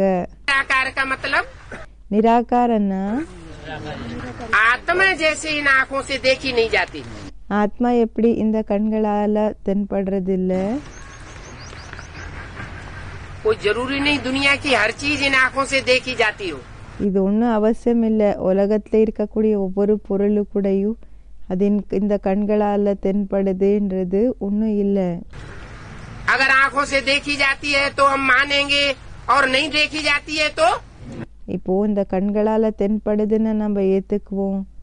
ஒருவேளை தென்படலைன்னா नहीं मानेंगे। அப்ப நம்ம ஏத்துக்க மாட்டோம். ऐसी कोई बात नहीं होती। அப்படி எந்த விஷயமும் இல்ல. मलेरिया बुखार चढ़ता है இப்போ மலேரியா அந்த ஃபீவர் ஏறுது, ஜுரம் ஏறுது. डॉक्टर एक टीपा बूंद निकालता है அந்த டாக்டர் என்ன செய்யறாங்கன்னா ஒரு டிராப் அந்த ஒரு ரத்தத்தை எடுக்கிறாங்க खून का और यंत्र से देखता है तो एक बूंद में எப்படின்னா ஒரு டிராப் ரத்தத்தை எடுத்து பிறகு அந்த யந்திரல அந்த கிளாஸ்ல போட்டு பிறகு யந்திரம் மூலமா பாக்குறாங்க. सैकड़ों कीटाणु दिखाई पड़ते हैं। அப்போ ஒரு டிராப் ஒரு சொட்டு அந்த ரத்தத்துல 100 கணக்குல அந்த புழுக்கள் தென்படுது. तो क्या मलेरिया के कीटाणु नहीं होते? அப்ப என்ன மலேரியாவினோட அந்த ஒரு புழுக்கள் ஒண்ணு இல்லையா என்னன்னு கேக்குறாங்க. होते हैं तब तो दिखाई देते हैं। இருக்கும் அப்பதானே தென்படுது. ऐसे ही அதே மாதிரிதான் ஆத்மா इतना सूक्ष्म எந்த அளவுக்கு நுணுக்கமானதுன்னா अति सूक्ष्म कहें ரொம்ப நுணுக்கமானதுன்னு சொல்லலாம். तत्व है, தத்துவமாயிருக்குது, चैतन्य तत्व சைத்தன்ய தத்துவமாயிருக்கு. जो इन आँखों से नहीं दिखाई पड़ सकता। அது எப்படின்னா இந்த கண்களால தென்படாது. डॉक्टरों के स्थूल यंत्रों से டாக்டர்களினோட ஸ்தூலமான யந்திரங்கள் மூலமாக देखा नहीं जा सकता। அத பார்க்க முடியாது. लेकिन ஆனா मनुष्य जब शरीर छोड़ देता है மனிதன் எப்போ சரீரம் விட்டுடுறாங்க तो उसकी आँखें देखने से पता चलता है அப்போ அவங்களோட கண்களை பார்க்கறதுனால தெரிய வருது कि इसके अंदर जो पावर थी, இவங்களுக்குள்ள என்ன பவர் இருந்தது, जो रोशनी थी वो आँखों की कहाँ चली गई? இந்த பிரகாசம் இருந்ததோ கண்கள்ல அது எங்க போயிடுச்சு? आँखें बटन जैसी क्यों हो गई? கண்களையே பட்டன் போல ஆயிடுச்சு. निस्तेज क्यों हो गई? ஏ இப்படி என்ன அந்த பிரகாசம் இல்லாம ஆயிடுச்சு? वो तेज कहाँ चला गया? அந்த பிரகாசம் எங்க போச்சு? वो रोशनी कहाँ चली गई? அந்த ரோஷினி அப்படின்னா அந்த பிரகாசம் என்றது எங்க போச்சு? पता लगता है ना। தெரியுது இல்லையா? नाक आँख कान 10 इंद्रियां मौजूद हैं। இப்போ கண்ணு இப்போ மூக்கு காது எல்லா 10 இந்திரியங்கள் கூட இருக்குதுதான். सारा शरीर मौजूद है, முழு சரீரம் இருக்குது. फिर काम क्यों नहीं करता? ஆனா ஏன் வேலை செய்யறது இல்ல? क्योंकि जो आत्मा रूपी पावर थी ஏன்னா என்ன ஆத்மா ரூபமான பவர் இருந்ததோ वो चली गई. அது போயிடுச்சு. तो जैसे அப்போ எப்படி என்ன आत्मा रूपी पावर को ஆத்மா ரூபமான பவருக்கு पुराने पुराने मनीषियों ने பழைய இந்த மனுஷிகள் भ्रकुटी के मध्य में பெரிய வித்வான்கள் இருப்பாங்க இல்லையா, அவங்க என்ன செஞ்சாங்கன்னா இரு புருவக்கு நடுவுல बिंदु के रूप में दिखाया है. பிந்துவினோட ரூபத்துல காமிச்சிருக்காங்க. टीका लगाने की प्रथा चलाई. அந்த திலகத்தை வச்சுக்கிற அந்த ஒரு பரம்பரைய ஆரம்பம் செய்ய வச்சாங்க. ये ज्योति बिंदु आत्मा भ्रकुटी के मध्य में टिकी हुई है. இந்த ஜோதி பிந்து ஆத்மா இரு புருவக்கு நடுவுல நிலைச்சிருக்குது. तो उन्होंने टीका लगाने की प्रथा चला दी. அப்போ அவங்க அந்த திலகத்தை வச்சுக்கிற அந்த பரம்பரைய ஆரம்பம் செஞ்சிட்டாங்க. कि लोगों को याद रहे எப்படின்னா ஜனங்களுக்கு ஞாபகம் இருக்கணும்னு, कि हम देह नहीं है, हम तो आत्मा है. நம்ம தேகம் இல்ல, நம்ம ஆத்மா இருக்கிறோம். परंतु ये तो मनुष्यों की युक्ति थी. ஆனா இது மனிதர்களோட யுக்தியாக இருந்தது. कोई टीका त्रिपुंड लगाने से थोड़े ही आत्मा याद आ जाएगी. இப்போ இந்த திலக்கம் இல்லைன்னா திரிகுண்ட இருக்கு இல்லையா, அப்படின்னு அந்த 3 நாம வைக்கிறாங்க இல்லையா, இத வைக்கிறதுனால என்ன ஆத்மாவோட நினைவு வந்துடுதுமா வருமா என்ன? आत्मा की स्मृति लाने के लिए तो ஆத்மாவினோட நினைவு கொண்டு வர்றதுக்காக, அப்படின்னா அதோட நினைவு வர்றதுக்காக प्रैक्टिस करनी पड़ती है. பிராக்டிஸ் செய்ய வேண்டியதாக இருக்கும்னு சொல்றாங்க. जो गीता में लिखा है, இதுக்காக கீதையில எழுதியிருக்காங்க. अभ्यासेन तो कौन्तेय वैराग्येण च गृह्यते. என்ன எழுதியிருக்காங்கன்னா அபியாசென்து கௌந்தேய வைராகியனத்து கிரயத்தின்னு சொல்லி. ये आत्मा இந்த ஆத்மா और आत्मा का बाप परमात्मा, பிறகு ஆத்மாவோட அப்பா பரமாத்மா जो इतने सूक्ष्म है, யாரு இந்த அளவுக்கு நுணுக்கமானவங்க இருக்காங்க, उनको அத அவங்கள कैसे ग्रहण करे बुद्धि? எப்படி அத கேட்ச் பண்றது புத்தி? अभ्यास करके, பயிற்சிய பண்ணின்னு சொல்றாங்க. आत्मा की स्मृति करे बार बार, ஆத்மாவோட நினைவு பண்ணணும் அடிக்கடி. और परमात्मा बाप के प्रैक्टिकल स्वरूप की बार बार स्मृति करे. பிறகு பரமாத்மா அப்பாவோட பிராக்டிக்கல் ஸ்வரூபத்தை அடிக்கடி புத்தி மூலமாக நினைவு செய்யணும்.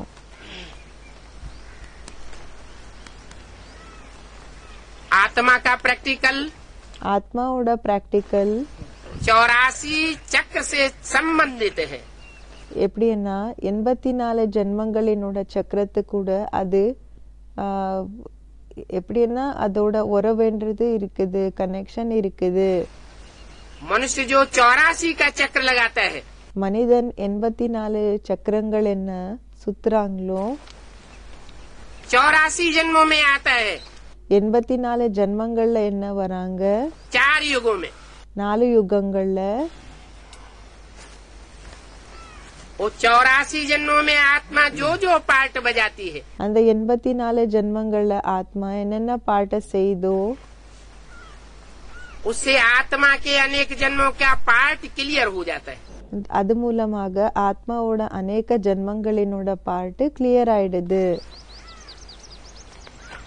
आत्मा भी ज्योति बिंदु, ஆத்மாவும் ஜோதி பிந்து, बिंदु बिंदु आत्माओं का बाप परमात्मा भी பிந்து பிந்து ஆத்மாக்களுக்கு அப்பா பரமாத்மா கூடயும் ज्योति बिंदु.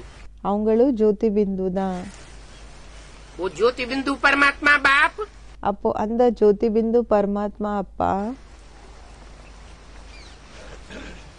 इन आँखों से देखने में नहीं आवेगा. அவங்க இந்த கண்களால தென்பட மாட்டாங்க. कैसे देखेंगे? எப்படி அவங்கள பார்க்க முடியும்? जेहि जानो तेहि जेऊ जनाई। भगवान का ज्ञान பகவானோட ஞானம் भगवान के सिवाय कोई दे ही नहीं सकता। பகவான் தவிர வேற யாரால கூடயும் கொடுக்க முடியாது। अरे देवताओं की दुनिया का ज्ञान किसी के पास नहीं है, அரே தேவதைகளோட ஞானம் யாருக்கிட்டயும் இல்ல, तो भगवान का ज्ञान कैसे होगा? அப்போ பகவானோட ஞானம் எப்படி இருக்க முடியும்? भगवान जब स्वयं इस सृष्टि पर आता है பகவான் எப்போ சுயம் இந்த சிருஷ்டிக்கு வராங்க, तो आकर के ज्ञान देता है। அப்போ அவங்க வந்து ஞானத்தை கொடுக்கறாங்க, आत्माओं का ज्ञान देता है। ஆத்மாக்களோட ஞானத்தை கொடுக்கறாங்க, आत्माओं के बाप परमात्मा स्वयं का ज्ञान देता है। ஆத்மாக்களோட அப்பா பரமாத்மாவோட ஞானம் சுயம் கொடுக்கறாங்க, सारी सृष्टि के आदि मध्य अंत का ज्ञान देता है। முழு சிருஷ்டியினோட முதல் இடை கரையினோட நாலேஜ கொடுக்கறாங்க। लेते कौन है? எடுத்துக்க கூடியது யாரா இருக்காங்க?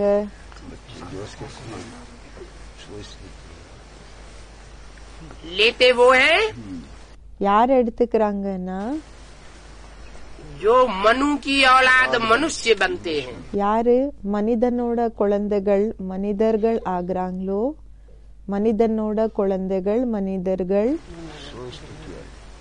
मनु कहा जाता है ब्रह्मा को। மனுன்னு சொல்லி பிரம்மாக்கு சொல்லப்படுகிறாங்க।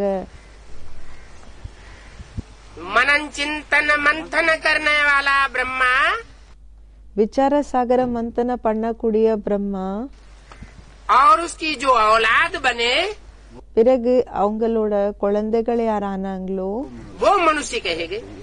அவங்க மனிதர்கள்னு சொல்லி அவங்களுக்கு சொல்லப்பட்டது। जिन्होंने ब्रह्मा के मुख से निकली हुई आवाज को सुना, யாரு பிரம்மா முக மூலமாக வந்திருக்கிற அந்த சவுண்ட கேட்டாங்க, வாய்ஸ கேட்டாங்க, और सुनकर के जीवन में धारण किया, பிறகு கேட்டு வாழ்க்கையில தாரணம் பண்ணாங்க, प्रैक्टिकल जीवन को परिवर्तित किया, பிராக்டிக்கல் லைஃப பரிவர்த்தனை பண்ணிக்கிட்டாங்க, वो मनुष्य बने। அவங்க மனிதர்கள் ஆனாங்க।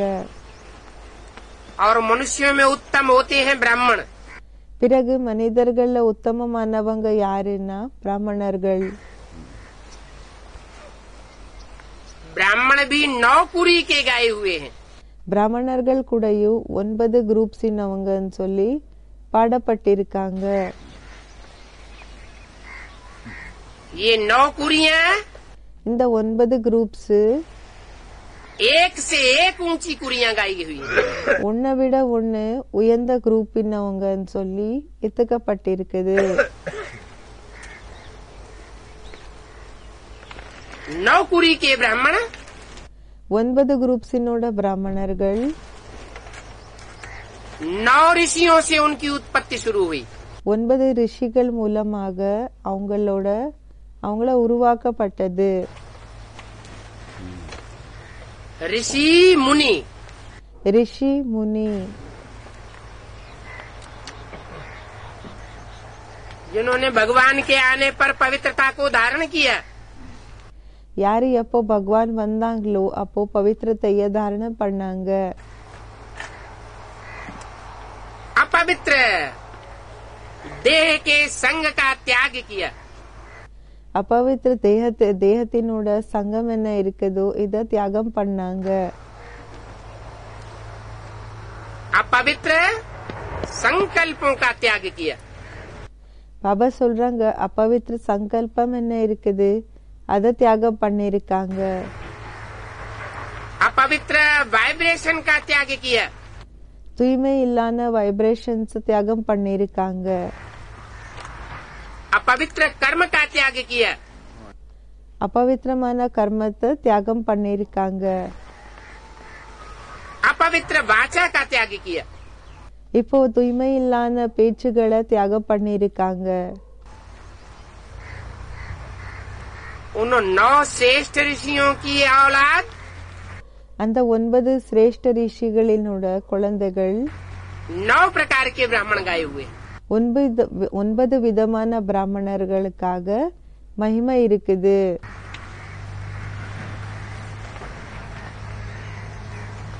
उन 9 ब्राह्मणों में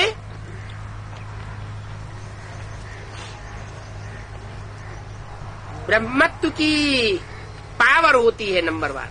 அந்த 9 இது சொல்லியிருக்காங்க இல்லையா, அவங்களுக்குள்ள அந்த பிரம்மத்துவத்தினோட பவர் இருக்கும்னு சொல்றாங்க.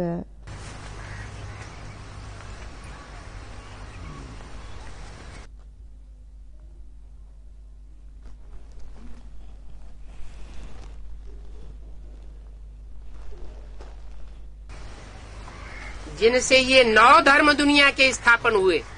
இவங்க மூலமாக இந்த 9 தர்மங்கள் உலகத்துல ஸ்தாபனை ஆச்சுன்னு சொல்றாங்க. जो भगवान से राजयोग सीख करके யாரு பகவான் மூலமாக ராஜயோகத்தை கத்துக்கிட்டு नंबरवार राजाई प्राप्त करते हैं। நம்பர் வாராக ராஜாங்கத்தை பிராப்தி அடைறாங்க. वो 9 धर्म है। அந்த 9 தர்மமா இருக்குது. सतयुग का सूर्यवंश, சத்யுகத்தினோட சூரிய வம்சம். 16 कला संपूर्ण कृष्ण को गाया हुआ है, नारायण को। 16 கலை பரிபூர்ணம்னு சொல்லி கிருஷ்ணருக்கு மகிமை இருக்குது, நாராயணனுக்கு இருக்குது. 16 कला संपूर्ण कहा जाता है। 16 கலை பரிபூர்ணம்னு சொல்லி பாடப்பட்டிருக்குது. राम को ராமருக்கு 14 कला कहा जाता है। 14 கலைகள்னு சொல்லி பாடப்பட்டிருக்குது. चंद्रवंश சந்திரவம்சம். और फिर द्वैतवादी धर्म शुरू होते हैं। பிறகு இரட்டைவாதி தர்மம் ஆரம்பமாகுது. द्वैतवादी धर्मों में இரட்டைவாதி தர்மங்கள்ல हिस्ट्री मिल रही है ஹிஸ்டரி கிடைச்சிட்டு இருக்குது मनुष्यों के पास। மனிதன் கிட்ட. क्यों? ஏன் देवताओं की हिस्ट्री क्यों नहीं मिल रही है? தேவதைகளோட ஹிஸ்டரி ஏன் கிடைக்கல?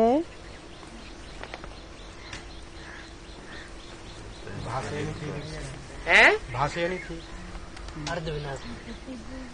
देवताओं की हिस्ट्री इसलिए नहीं मिल रही है தேவதைகளோட ஹிஸ்டரி ஏன் கிடைக்கலன்னா, कि आज से 2500 साल पहले ஏன்னா இன்னிலிருந்து 2500 வருஷங்களுக்கு பின்னாடி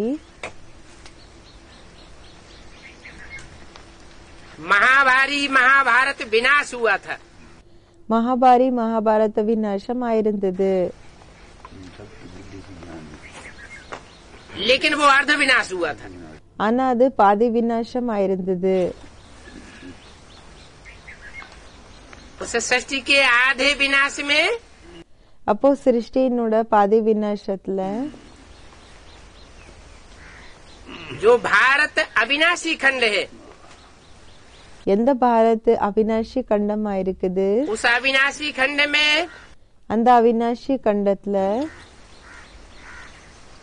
भगवान की हुई स्थापना का लोप हो गया, देवताई धर्म का लोप हो गया।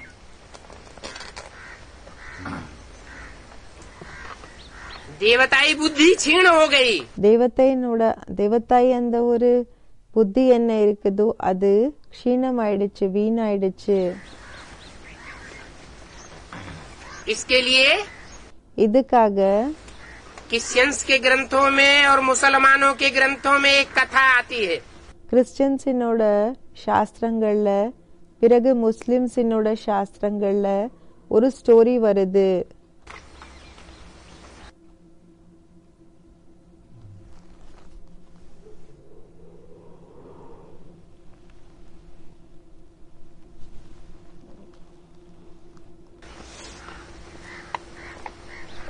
आदम और हव्वा की, ஆதம் பிறகு அவ்வாவோடது, एडम और ईव की। ஆதம் பிறகு ஈவினோடது. कि भगवान ने उनसे कहा कि तुम जन्नत में जाओ। பகவான் அவங்களுக்கு சொன்னாங்க என்னன்னா, நீங்க ஜன்னத்துக்கு போங்க. लेकिन एक बात का ध्यान रखना, ஆனா ஒரு விஷயத்தை பற்றி கவனமாக வச்சுக்கோங்க. கவனமாக இந்த விஷயத்தை புத்தியில வச்சுக்கோங்க. इस जन्नत में जो बाडी का फल है, அந்த ஸ்வர்க்கத்துல இந்த பாடியினோட அந்த சரீரத்தினோட பழம் என்ன இருக்கு? गंदुम मत खाना। அந்த கந்தும் பழம் இருக்கு இல்லையா, அதை சாப்பிடாதீங்க. मुसलमान लोग गंदुम गेहूं को कहते हैं। முஸ்லிம்ஸ் கந்தும்னு சொல்லி கோதுமைக்கு சொல்றாங்க. गेहूं का आकार இந்த கோதுமையினோட ஆகாரம்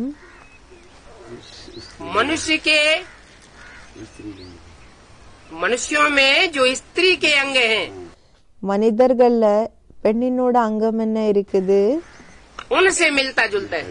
அது கூட பொருந்ததுன்னு சொல்றாங்க. उस तरफ इशारा दिया அந்த பக்கம் குறிப்பிட்டு சொன்னாங்க, कि ये देह का सुख नहीं भोगना, இந்த தேகத்தினோட சுகத்தை அனுபவம் செய்யாதீங்க. ये गंदा सुख है। இது வீணான சுகமா இருக்குது. इसके सुख भोगने से இந்த சுகத்தை அனுபவம் செய்யறதுனால तन भी क्षीण होता है, சரீரம் கூடயும் வீணாகுது, मन भी क्षीण होता है। மனது கூடயும் வீணாகுது. और तन और मन क्षीण होने से இப்போ சரீரம் பிறகு மனது வீணாக ஆகிறதுனால रिजल्ट क्या आता है? என்ன ரிசல்ட் வருது? मनुष्य धनहीन हो जाता है। மனிதன் தனம் இல்லாதவங்களாக ஆயிடுறாங்க. मन बुद्धि सालिम रहे, மனபுத்தி சாலிமாக இருக்கிறது அப்படின்னா ஃப்ரெஷ்ஷாக இருக்கிறது. तन सालिम रहे சரீரம் நல்லபடியாக இருக்கிறது तो धन स्वतः ही आता रहता है। இருந்ததுன்னா தனம் தானாகவே வரும்னு சொல்றாங்க. तन भी சரீரம் கூடயும் क्षीण हुआ, வீணா இருக்கக்கூடியது, मन भी क्षीण हुआ, மனது கூடயும் வீணாக இருக்கக்கூடியது. और धन भी क्षीण हुआ, பிறகு தனம் கூடயும் வீணாயிடுச்சு. तो दुर्गति को पाते रहोगे। அப்ப துர்கத்திய அடைஞ்சிட்டு இருங்க. அப்படின்னா இப்படி இருந்ததுன்னா துர்கத்திய அடைவீங்க. सतयुग त्रेता में रामकृष्ण की दुनिया में சத்யுக திரேதால ராமகிருஷ்ணனோட உலகத்துல प्रकृति இயற்கை कुदरत सब प्रकार के सुख मुहैया कराती थी। குதிரத் எல்லா விதமான சுகத்தை அது என்னன்னா அது அவைலபிள் பண்ண வச்சுட்டு இருக்கும், அடைய வச்சுட்டு இருக்கும். मनुष्यों को कोई काम करने की दरकार नहीं होती थी। மனிதர்களுக்கு எந்த விதமான வேலை செய்யற அவசியம் கூடயும் இருக்கிறது இல்ல. और आज की दुनिया में பிறகு இன்றைய உலகத்துல एक मनुष्य तो क्या पूरा परिवार कमाता है, ஒரு மனிதன் என்ன முழு பரிவாரமே சம்பாதிக்குது.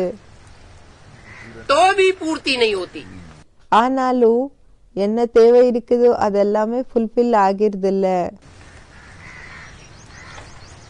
एक होती है सात्विक प्रकृति, ஒன்னா இருக்குது சாத்விகமான பிரகிருதி இயற்கை, सतो प्रधान कुदरत, சத்தோ பிரதானமா இருக்கக்கூடிய குதிரத் அப்படின்னா நேச்சர். और आज की दुनिया में है कुदरत तमो प्रधान।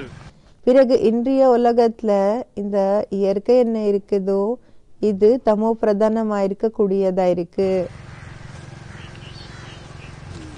तामसी प्रकृति, தாமசியா இருக்கக்கூடிய இயற்கை.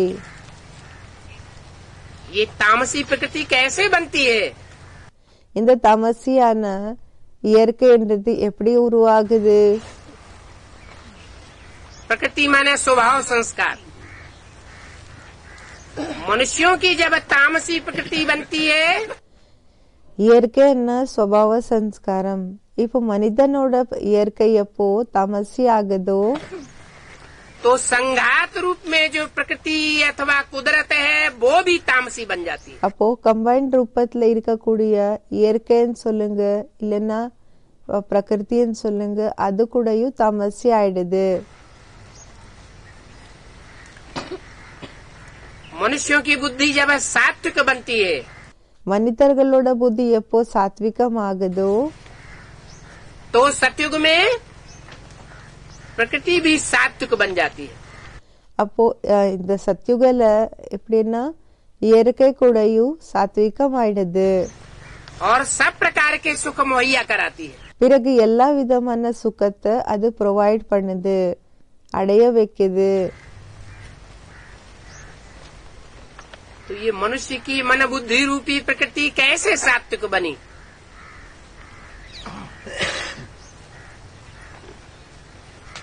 स्वचिंतन से बनी। பாபா சொல்றாங்க ஸ்வசிந்தன் மூலமாக ஆச்சுன்னு சொல்றாங்க. स्व माने आत्मा, ஸ்வன்னா ஆத்மா.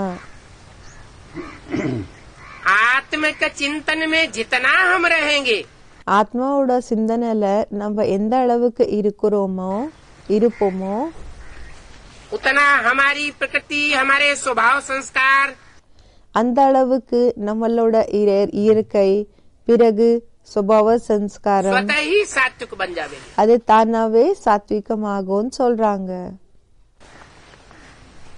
और हमारा वाइब्रेशन सात्विक होने से இப்போ நம்மளோட வைப்ரேஷன்ஸ் சாத்விகமாக இருக்கிற காரணத்தினால अगला जन्म जो हमें मिलेगा நெக்ஸ்ட் ஜென்மம் நமக்கு என்ன கிடைக்குமோ वो सात्विक परिवार में मिलेगा। அது சாத்விகமான பரிவாரத்துல கிடைக்கும்னு சொல்றாங்க. सात्विक वातावरण में हमारा जन्म होगा। சாத்விகமான வாதாவரணத்துல நம்மளோட ஜென்மமாகும்னு சொல்றாங்க. आज जन्म हो रहे हैं இன்னைக்கு ஜென்மம் ஆயிட்டு இருக்குது. गंदे नालों के किनारे, எப்படின்னா அழுக்கான கால்வைகள் கிட்ட ஜென்மம் ஆயிட்டு இருக்குது. मक्खी मच्छरों की तरह जन्म हो रहे हैं। ஈ பிறகு கொசு போல ஜென்மம் கிடைச்சிட்டு இருக்குது. सतयुग में जो जन्म होगा சத்யுகத்துல என்ன ஜென்மம் கிடைக்குமோ वो सात्विक परिवार में, அது சாத்விகமான பரிவாரத்துல यथा राजा तथा प्रजा எப்படி ராஜாவோ அதே மாதிரி பிரஜா आप सुखी होंगे, எல்லாருமே சுகமாக இருப்பாங்க. ऐसा जन्म होगा। அப்படிப்பட்ட ஜென்மம் கிடைக்கும். ऐसा जन्म देने के लिए இப்படிப்பட்ட ஜென்மத்தை கொடுக்கறதுக்காக भगवान अभी पढ़ाई रहा है। பகவான் இப்போ படிக்க வச்சிட்டு இருக்காங்க. पढ़ाई का नाम है सहज राजयोग। படிப்பினோட பேரா இருக்குது சஹஜ ராஜயோகம். ये सहज राजयोग இந்த சஹஜமான ராஜயோகம் कोई मनुष्य मात्र नहीं सिखा सकता। எந்த மனிதர்களால கூடயும் கத்து கொடுக்க முடியாது. सहज राजयोग से सारी दुनिया का परिवर्तन करता है। சஹஜ ராஜயோக மூலமாக முழு உலகத்தினோட பரிவர்த்தனையை பண்றாங்க. அப்படின்னா முழு உலகத்தையே மாற்றல்ன்றது ஏற்படுத்துறாங்க. मनुष्य मात्र का परिवर्तन करके जाता है। மனிதர்களோட பரிவர்த்தனைன்றது செய்ய வச்சு போறாங்க. जब से द्वैतवादी दुनिया का शुरुआत हुआ சொல்றாங்க இருந்து இரட்டைவாதி உலகத்தினோட ஆரம்பமாச்சோ तब से दुनिया और प्रकृति அப்போலிருந்து உலகம் பிறகு இயற்கை नेचर कुदरत நேச்சர் குதிரத் அப்படின்னா அந்த இயற்கை ये नीचे गिरती चली आई। இத கீழே விழுந்துட்டே தான் போயிட்டு இருக்குது. अभी 100-150 साल से இப்போ 100 வருஷம் 150 வருஷங்கள் இருந்து माया का पंप एंड शो इतना बढ़ गया மாயாவினோட பாம்ப் அண்ட் ஷோ என்றது எந்த அளவுக்கு அதிகம் ஆயிடுச்சுன்னா कि मनुष्य की वृद्धि மனிதனோட இந்த ஒரு साइंस से चमत्कृत हो गई। இந்த மனிதர்களினோட வளர்ச்சின்றது இந்த சயின்ஸ் இருக்கு இல்லையா, இது மூலமாக அது என்னன்னா அது ரொம்ப क्योंकि साइंस அது அடிமை ஆயிடுச்சு. ஏன்னா பாபா சொல்லிட்டு இருக்காங்க இந்த சயின்ஸ் विज्ञान मनुष्य की पैदाइश है। இந்த விஞ்ஞானம் என்றது மனிதர்கள் மூலமாக ஜன்ம கொடுத்திருக்கக்கூடிய பொருளா இருக்குது. मनुष्य की रचना है, மனிதனோட படைப்பா இருக்கு. लेकिन इस साइंस से भी बड़ी चीज है ஆனா இந்த சயின்ஸ் விட பெரிய பொருளா இருக்கு சைலன்ஸ். जो भगवान बाप आकर के स्थापन करते हैं। அது பகவான் அப்பா வந்து ஸ்தாபனை செய்யறாங்க. एक तरफ साइंस ஒரு சைடுல இருக்குது சயின்ஸ், और एक तरफ साइलेंस। பிறகு இன்னொரு சைடுல சைலன்ஸ். आज से 5000 साल पहले भी இன்னிலிருந்து 5000 வருஷங்களுக்கு முன்னாடியும் ये महाभारत गृह युद्ध हुआ था। இந்த மகாபாரத இந்த இளர் மார்க்கத்தினோட யுத்தம் ஆயிருந்தது. और ये लड़ाई चली थी। பிறகு இந்த யுத்தம் போயிருந்தது. साइंसदानों की लड़ाई, இந்த சயின்டிஸ்ட்களினோட யுத்தம். और साइलेंस धारण करने वालों की लड़ाई, பிறகு சைலன்ஸ் தாரண பண்ணக்கூடியவங்களோட யுத்தம். जिन्होंने भगवान की सिखाई हुई साइलेंस को धारण किया, யாரு பகவான் கத்து கொடுத்திருக்கிற சைலன்ஸ கத்துக்கிட்டாங்களோ தாரண செஞ்சாங்களோ वो पांडव कहे गए। அவங்களுக்கு பாண்டவர்கள்னு சொல்லப்பட்டது. और जिन्होंने பிறகு யாரு साइंसदान का पक्ष लिया, இந்த சயின்டிஸ்ட் சயின்ஸ் இருக்கு இல்லையா அத பக்கம் யாரு சப்போர்ட் பண்ணாங்களோ बुद्धि के चमत्कार को, புத்தியினோட அந்த சமத்கார் என்ன இருக்குதோ அந்த என்ன அவங்க காமிச்சுறாங்களோ அவங்களோட அந்த மிராக்கல सत्कार दिया, அதுக்கு மகத்துவம் இல்லைன்னா ரெஸ்பெக்ட கொடுத்தாங்க. वो कौरव और यादव कहे गए। அவங்கள கௌரவர்கள் பிறகு யாதவர்கள்னு சொல்லப்பட்டாங்க. दूसरे शब्दों में இன்னொரு வார்த்தைகள்ல राम और रावण संप्रदाय कहे गए। ராம் பிறகு ராவண சம்பிரதாயம் கூட சொல்லப்பட்டாங்க. साइंस और शास्त्र, சயின்ஸ் பிறகு சாஸ்திரம். एक मनुष्य की रचना है இது ஒரு மனிதனோட இந்த படைப்பா இருக்கான், या अनेकों मनुष्यों की रचना है? இல்லன்னா நிறைய மனிதர்களோட படைப்பா இருக்கான். अनेकों मनुष्यों की रचना है। நிறைய மனிதர்கள் மூலமாக படைக்கப்பட்டதா இருக்குது. ये व्यभिचार की पैदाइश है। இது வெபிச்சாரம் மூலமாக ஜன்ம எடுத்திருக்க கூடியதா இருக்குது. व्यभिचार वैश्यालय में होता है வெபிச்சாரம் வைஷாலயத்துல இருக்குமா या शिवालय में होता है? இல்லன்னா சிவாலயத்துல இருக்குமா? जहाँ व्यभिचार होता है उसे कहते हैं वैश्यालय। எங்க வெபிச்சாரம் இருக்குமோ அங்க இருக்கும் வைஷாலய. और जहाँ राम का राज्य होता है, பிறகு எங்க ராமனோட ராஜ்யம் இருக்குமோ यथा राजा राम எப்படி ராஜா ராமனோ तथा प्रजा, அப்படியே பிரஜைகள். अब व्यभिचारी होती है। அவங்க வெபிச்சாரம் இல்லாதவங்களாக இருப்பாங்க. तो साइंस है अनेकों बुद्धियों की पैदाइश। அப்போ சயின்ஸா இருக்குது நிறைய புத்திகள் மூலமாக ஜென்ம எடுத்திருக்கக்கூடிய பொருள். शास्त्र भी है अनेकों बुद्धियों की पैदाइश। சாஸ்திர கூடயும் நிறைய புத்திகள் மூலமாக ஜென்ம எடுத்திருக்க கூடியதா இருக்கு. एक मनुष्य ने शास्त्र नहीं लिखे, ஒரு மனிதன் சாஸ்திரம் ஒன்னும் எழுதல. उन शास्त्रों के आधार पर जो चल रहे हैं, அந்த சாஸ்திரங்களினோட ஆதாரப்படி யாரு நடந்துட்டு இருக்காங்களோ उन सांसदाओं के आधार पर जो चल रहे हैं, அந்த சயின்டிஸ்ட்களினோட ஆதாரப்படி யாரு நடந்துட்டு இருக்காங்க वो सब हो गए रावण संप्रदाय। அவங்க எல்லாருமே ராவண சம்பிரதாயத்தினர்கள் ஆயிட்டாங்க. उनकी बुद्धि चमत्कृत हुई पड़ी है, அவங்களோட புத்தி எப்படின்னா அதுக்கு அடிமையாக இருக்குது, प्रभावित हुई पड़ी है, அடிமையாக இருக்குது. भगवान से प्रभावित नहीं है। அத பார்த்து அவங்களுக்கு ரொம்ப பிரபாவித்தா இருக்காங்க. பகவானுக்கு அவங்க அடிமையாக இல்ல. क्योंकि भगवान है एक ஏன்னா பகவானா இருக்காங்க ஒருத்தர், और शैतान है பிறகு ஷைத்தானா இருக்காங்க एक। நிறைய பேரு. शैतान रावण को कहा जाता है, ஷைத்தான்னு சொல்லி ராவணனுக்கு சொல்லப்பட்டிருக்குது. रावण उसे कहा जाता है जो रुलाता है। ராவணன் யாருக்கு சொல்லப்படுகிறதுனா யாரு அள வைக்கிறாங்களோ அவங்களுக்கு சொல்வாங்க. बात बात में दुख पैदा करता है। ஒவ்வொரு விஷயத்துல கூடயும் துக்கத்தை ஏற்படுத்துறாங்க.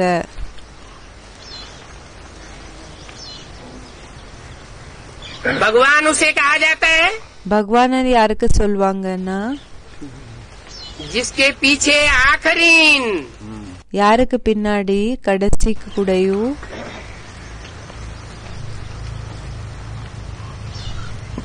जब दुनिया का अंत भी होगा எப்போ உலகத்தினோட கடைசி நேரம் கூடயும் எப்போ ஏற்படுமோ तो सब मनुष्य आत्माओं की बुद्धि उस भगवान के पीछे भागेगी। அப்ப எல்லா மனிதர்களோட புத்தி அந்த பகவானுக்கு பின்னாடி ஓடும். क्योंकि वो गॉड इज ट्रुथ संसार में प्रत्यक्ष हो जाएगा। ஏன்னா அந்த காட் இஸ் ட்ரூத்னு சொல்லி அவங்க உலகத்துக்கு முன்னாடி பிரத்யக்ஷம் ஆயிடுவாங்க. एक के पीछे जब बुद्धि भागेगी तो वो स्वतः ही भगवान साबित हो जाएगा। ஒருத்தருக்கு பின்னாடி எப்போ புத்தி ஓடுமோ அப்போ தானாவே அவங்க பகவான் சொல்லி நிரூபணா ஆயிடுவாங்க.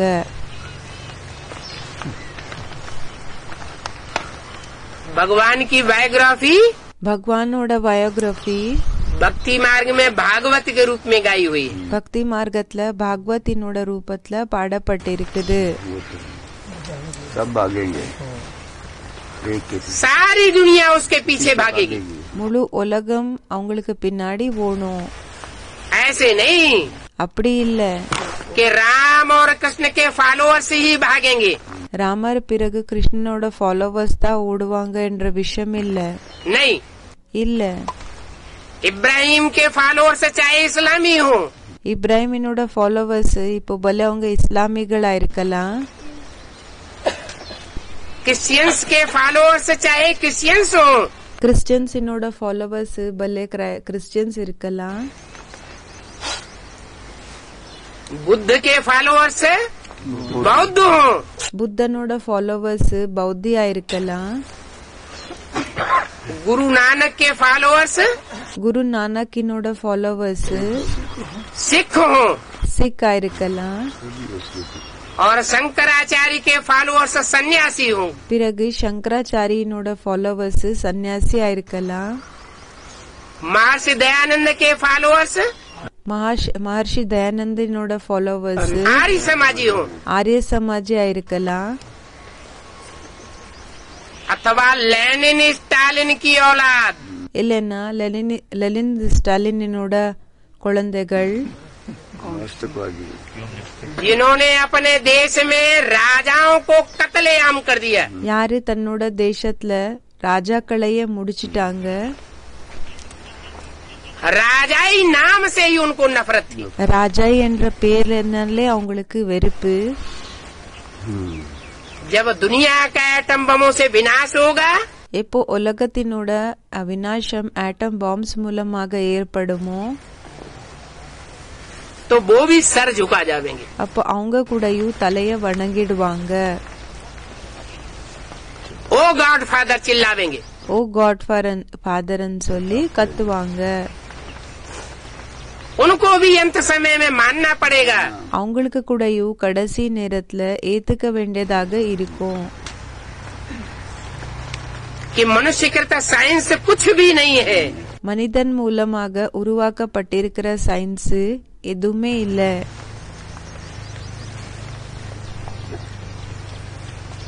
और भगवान जो साइलेंस की दुनिया स्थापन करता है பிறகு பகவான் சைலன்ஸினோட உலகத்தை என்ன ஸ்தாபனை செய்யறாங்க, वो ही सब कुछ है। அதுதான் எல்லாமே.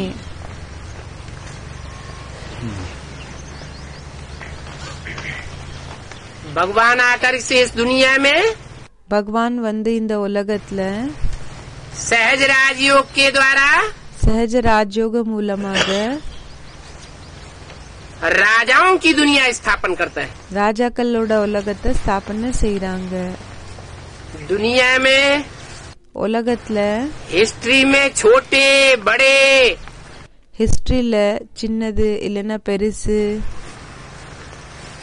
दुनिया के देश देशांतर में जो राजाएं हुए हैं உலகத்துல தேச தேசாந்தரத்துல ராஜாக்கள் என்ன இருந்தாங்க, उन राजाओं को राजाई की पढ़ाई किसने पढ़ाई?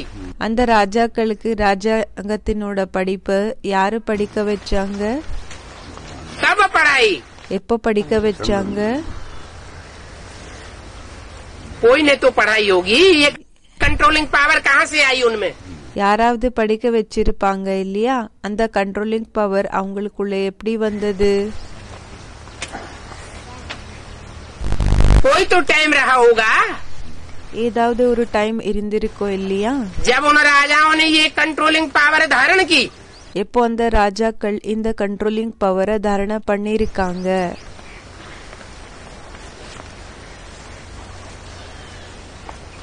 ये है இதா இருக்குது कलयुग का अंत का समय கலியுகத்தினோட கடைசி நேரமா இருக்கு। और सतयुग के आदि का टाइम। பிறகு சத்யுகத்தினோட ஆதி நேரமா இருக்குது, जिसे कहते हैं संगम युग। எதுக்கு சொல்லப்பட்டிருக்குது சங்கம் யுகம்। जो भी 500-700 करोड़ मात्र पुरुष हैं, யாரெல்லாம் 500 கோடி 700 கோடி ஆத்மாக்கள் இருக்காங்க, उन पुरुषों में उत्तम उत्तम पाठधारी कौन है? அந்த ஆத்மாக்கள்ல உத்தம உத்தமமான பாட்தாரிகள் யாரா இருக்காங்க? वो संसार में सब प्रत्यक्ष होने वाले हैं। அது எல்லாமே உலகத்துக்கு முன்னாடி பிரத்யட்சமாக போகுது। जिन उत्तम पाठधारियों की यादगार में அந்த உத்தம ஆத்மாக்களோட பாட்தாரிகளோட நினைவார்த்தத்துல हर धर्म में ஒவ்வொரு தர்மத்துல आज माला रूपी संगठन இன்னைக்கு மாலா ரூபமான சங்கடன प्रसिद्ध है। பிரசித்தமாக இருக்கு। हर धर्म के मनुष्य फॉलोअर्स ஒவ்வொரு தர்மத்தினோட மனிதர்கள் ஃபாலோவர்ஸ் माला घुमाते हैं, மாலைய உருட்டுறாங்க, माला के मणके जपते हैं, மாலையினோட மணிகளை ஜபிக்கிறாங்க, स्मरण करते हैं, நினைவு செய்றாங்க। परंतु जानते नहीं हैं ஆனா அவங்களுக்கு தெரியாது कि ये गोल गोल मणके இந்த ரவுண்ட் ரவுண்டா இருக்கக்கூடிய மணிகள் उन आत्माओं की यादगार हैं, அந்த ஆத்மாக்களோட நினைவார்த்தமா இருக்குது। जिन आत्माओं को எந்த ஆத்மாக்களுக்கு ऐसा जपने योग्य இப்படி ஜபிக்கிறதுக்கான தகுதி உடையவங்களாக स्मरण करने योग्य நினைவு செய்யறதுக்கான அந்த தகுதி உடையவங்களாக भगवान ने आकर के बनाया। பகவான் வந்து அவங்கள அப்படி உருவாக்குனாங்க। वो माला के मणके அந்த மாலையினோட மணிகள் अभी संसार में गुप्त रूप में पांडवों की तरह இப்போ உலகத்துல குப்த ரூபத்துல பாண்டவர்களினோட ரூபத்துல राजयोग सीख रहे हैं। ராஜயோகம் கத்துக்கிட்டு இருக்காங்க। ये राजयोग सीखने के लिए இந்த ராஜயோகத்தை கத்துக்கிறதுக்காக कोई झांझ मृदंग मजीरा बजाने की दरकार नहीं है। இந்த மியூசிக்கல் அந்த இது இருக்கும் இல்லையா, வாசிக்கிற பொருள்கள் இருக்கு இல்லையா, இன்ஸ்ட்ருமெண்ட்ஸ், அதெல்லாமே வாசிக்கிற அவசியம் இல்ல। ये कोई देह का योग नहीं है இது ஒண்ணு தேகத்தினோட யோகம் இல்ல। कि आसन प्राणायाम लगाना पड़े। என்னன்னா ஆசன் பிறகு பிராணாயாமம் எல்லாம் செய்யணும் என்ற விஷயம் இல்ல। ये आसन प्राणायाम இந்த ஆசனம் பிறகு பிராணாயாமம் देह की प्रक्रियाएं, இது தேகத்தினோட செயல்முறைகளா இருக்குது। राजयोग तो ராஜயோகம் என்றது आत्मा का पुरुषार्थ है। ஆத்மாவோட புருஷார்த்தமா இருக்கு। आत्मा मन बुद्धि को कहा जाता है। ஆத்மா மனபுத்திக்கு சொல்லப்படுகிறது. मनुष्य मर जाता है மனிதன் எப்போ இறந்து போயிடுறாங்களோ तो मन बुद्धि रूपी आत्मा की शक्ति निकल गई. மனபுத்தி ரூபமான ஆத்மா என்னோட சக்தி போயிடுச்சு. ऐसे नहीं कहते அப்படி சொல்லுறது இல்ல. कि मन बुद्धि उसमें अभी रह गई. மனபுத்தி இப்போ அதுக்குள்ள இருந்துடுச்சுன்னு சொல்லுறது இல்ல. क्या चीज निकल गई? என்ன போயிடுச்சு? मनन चिंतन करने की पावर चली गई. மனன் சிந்தன மந்தன பண்ற அந்த பவர் போயிடுச்சு. फैसला करने की शक्ति निकल गई. அந்த நிர்ணயம் பண்ணக்கூடிய சக்தி போயிடுச்சு. और उस मन बुद्धि में जो अनेक जन्मों के संस्कार भरे हुए हैं, பிறகு அந்த மனபுத்தியில அநேக ஜன்மங்களினோட சம்ஸ்காரம் என்ன நிறைஞ்சிருக்குது. अच्छे और बुरे संस्कार, நல்லது பிறகு கெட்ட சம்ஸ்காரம், वो मन बुद्धि के साथ ही चले गए. அது மனபுத்தி கூடயே போயிடுச்சு. ये मन बुद्धि रूपी आत्मा ज्योति बिंदु के रूप में இது இந்த மனபுத்தி ரூபமான ஆத்மா ஜோதி பிந்துவினோட ரூபத்துல ऐसा छोटा सा रिकॉर्ड है, அப்படிப்பட்ட சின்ன ரெக்கார்டா இருக்குது, छोटा सा टैप है, சின்ன டேப்பா இருக்குது. जिसमें 84 जन्मों का पार्ट भरा हुआ है. இதுக்குள்ள 84 ஜன்மங்களினோட பாட்டு நிறைஞ்சிருக்குது. ये आत्मा இந்த ஆத்மா कितनी जबरदस्त कुदरत है. எவ்வளவு பெரிய மிக பெரிய ஒரு இயற்கையா இருக்கு. அப்படின்னா அந்த நேச்சுரல் பொருளா இருக்கு. इसकी हिस्ट्री आकर के இதோட ஹிஸ்டரி வந்து भगवान बाप बताता है. பகவான் அப்பா வந்து இத பற்றி சொல்றாங்க. अपनी आत्मा के தன்னோட ஆத்மாவோட 84 के चक्र को जानने के लिए 84 ஜென்மங்களினோட சக்கரத்தை பற்றி தெரிஞ்சுக்கிறதுக்காக, और परमात्मा बाप के பிறகு பரமாத்மா அப்பாவோட बायोग्राफी को जानने के लिए பயோகிராஃபி பற்றி தெரிஞ்சுக்கிறதுக்காக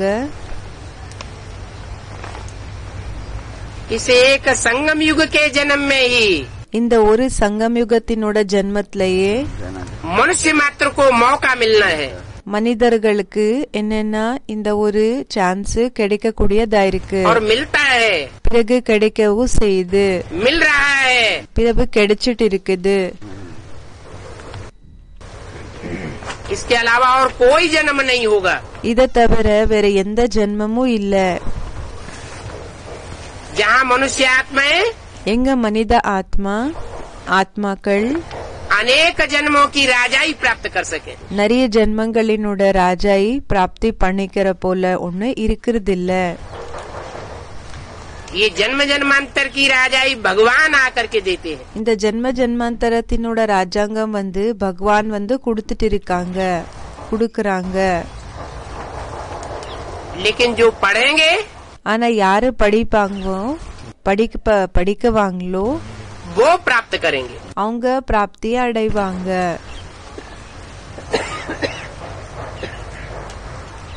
मनुष्य पढ़ाई पढ़ाते हैं மனிதர்கள் படிக்க வைக்கிறாங்க. तो एक जन्म के लिए அது ஒரு ஜென்மத்துக்காக डॉक्टर बनावेंगे, டாக்டராக உருவாக்குவாங்க, इंजीनियर बनावेंगे, இன்ஜினியராக ஆக்குவாங்க, वकील बनावेंगे, வக்கீலாக்கி ஆக்குவாங்க, जज बनावेंगे. ஜட்ஜாக ஆக்குவாங்க. और वो भी कोई जरूरी नहीं कि पढ़ाई पढ़ने के बाद डॉक्टर, जज या इंजीनियर. அது கூட ஒண்ணு அவசியம் இல்ல. படித்ததுக்கு பிறகு டாக்டர், ஜட்ஜ், இன்ஜினியர் बन ही जावे. ஆயிடுவாங்க பக்கா என்றது இல்ல. और भगवान बाप तो गारंटी देते हैं பிறகு பகவான் அப்பா கேரண்டி கொடுக்கறாங்க. कि मैं जो पढ़ाई आकर के पढ़ाता हूँ, अगर तुम रेगुलर पढ़ेंगे நான் வந்து என்ன படிப்ப சொல்லி கொடுக்கறேனோ அது நீங்க ஒருவேளை ரெகுலராக படிச்சீங்கன்னா तो गारंटी से राज परिवार के मणके बनेंगे. அப்போ கேரண்டி ஆக ராஜ பரிவாரத்தினோட மணிகள் ஆகுவீங்க. राज परिवार के भांति बन जावेंगे. ராஜ பரிவாரத்தினோட மெம்பர் ஆயிடுவீங்க. जो जन्म जन्मांतर का राज परिवार भगवान आकर के बनाता है। எந்த ராஜ பரிவாரத்தை ஜென்ம ஜென்மாந்தரத்துக்கானது பகவான் வந்து உருவாக்குறாங்க. ये राज परिवार இந்த ராஜ பரிவாரம் 16,108 आत्माओं का राज परिवार है। 16,108 ஆத்மாக்களோட ராஜ பரிவாரமா இருக்குது.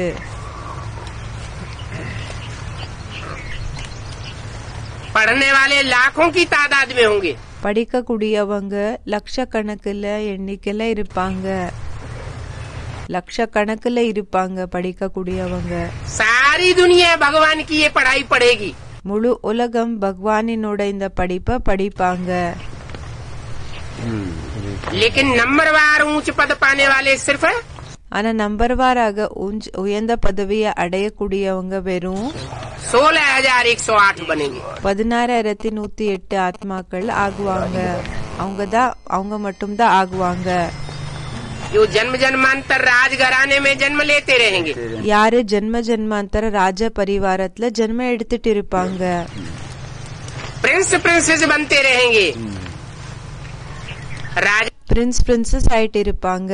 राज प्राप्त करते रहेंगे। ராஜாங்கத்தை அடைஞ்சிட்டு இருப்பாங்க. राजा रानी महाराजा महारानी बनते रहेंगे। ராஜா ராணி மகாராஜா மகாராணி ஆயிட்டு இருப்பாங்க. अच्छी पढ़ाई पढ़ेंगे நல்லபடியாக படிச்சாங்கன்னா तो अच्छा पद पावेंगे। அப்போ நல்ல பதவியை அடைவாங்க.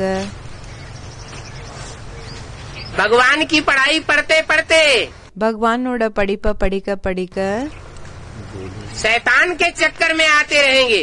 சைத்தானினோட இந்த பிடிக்கு வந்துட்டு இருந்தாங்கன்னா तो कोई कोई जन्म में दास दासी भी बन सकते हैं। ஒரு சில ஜென்மத்துல தாஸ் தாசி கூடயும் ஆகலாம். चांडाल भी बन सकते हैं। சாண்டால் கூடயும் ஆகுவாங்க. राज परिवार के चांडाल अलग होते हैं। ராஜ பரிவாரத்தினோட சாண்டால் தனியாக இருப்பாங்க. दास दासी अलग होते हैं। தாஸ் தாசிகள் தனியாக இருப்பாங்க.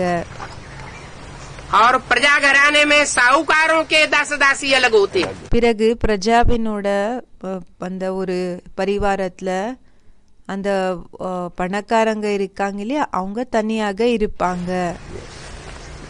उनके चांडाल भी अलग होते हैं। அவங்களோட சாண்டால் கூடயும் தனியாக இருப்பாங்க.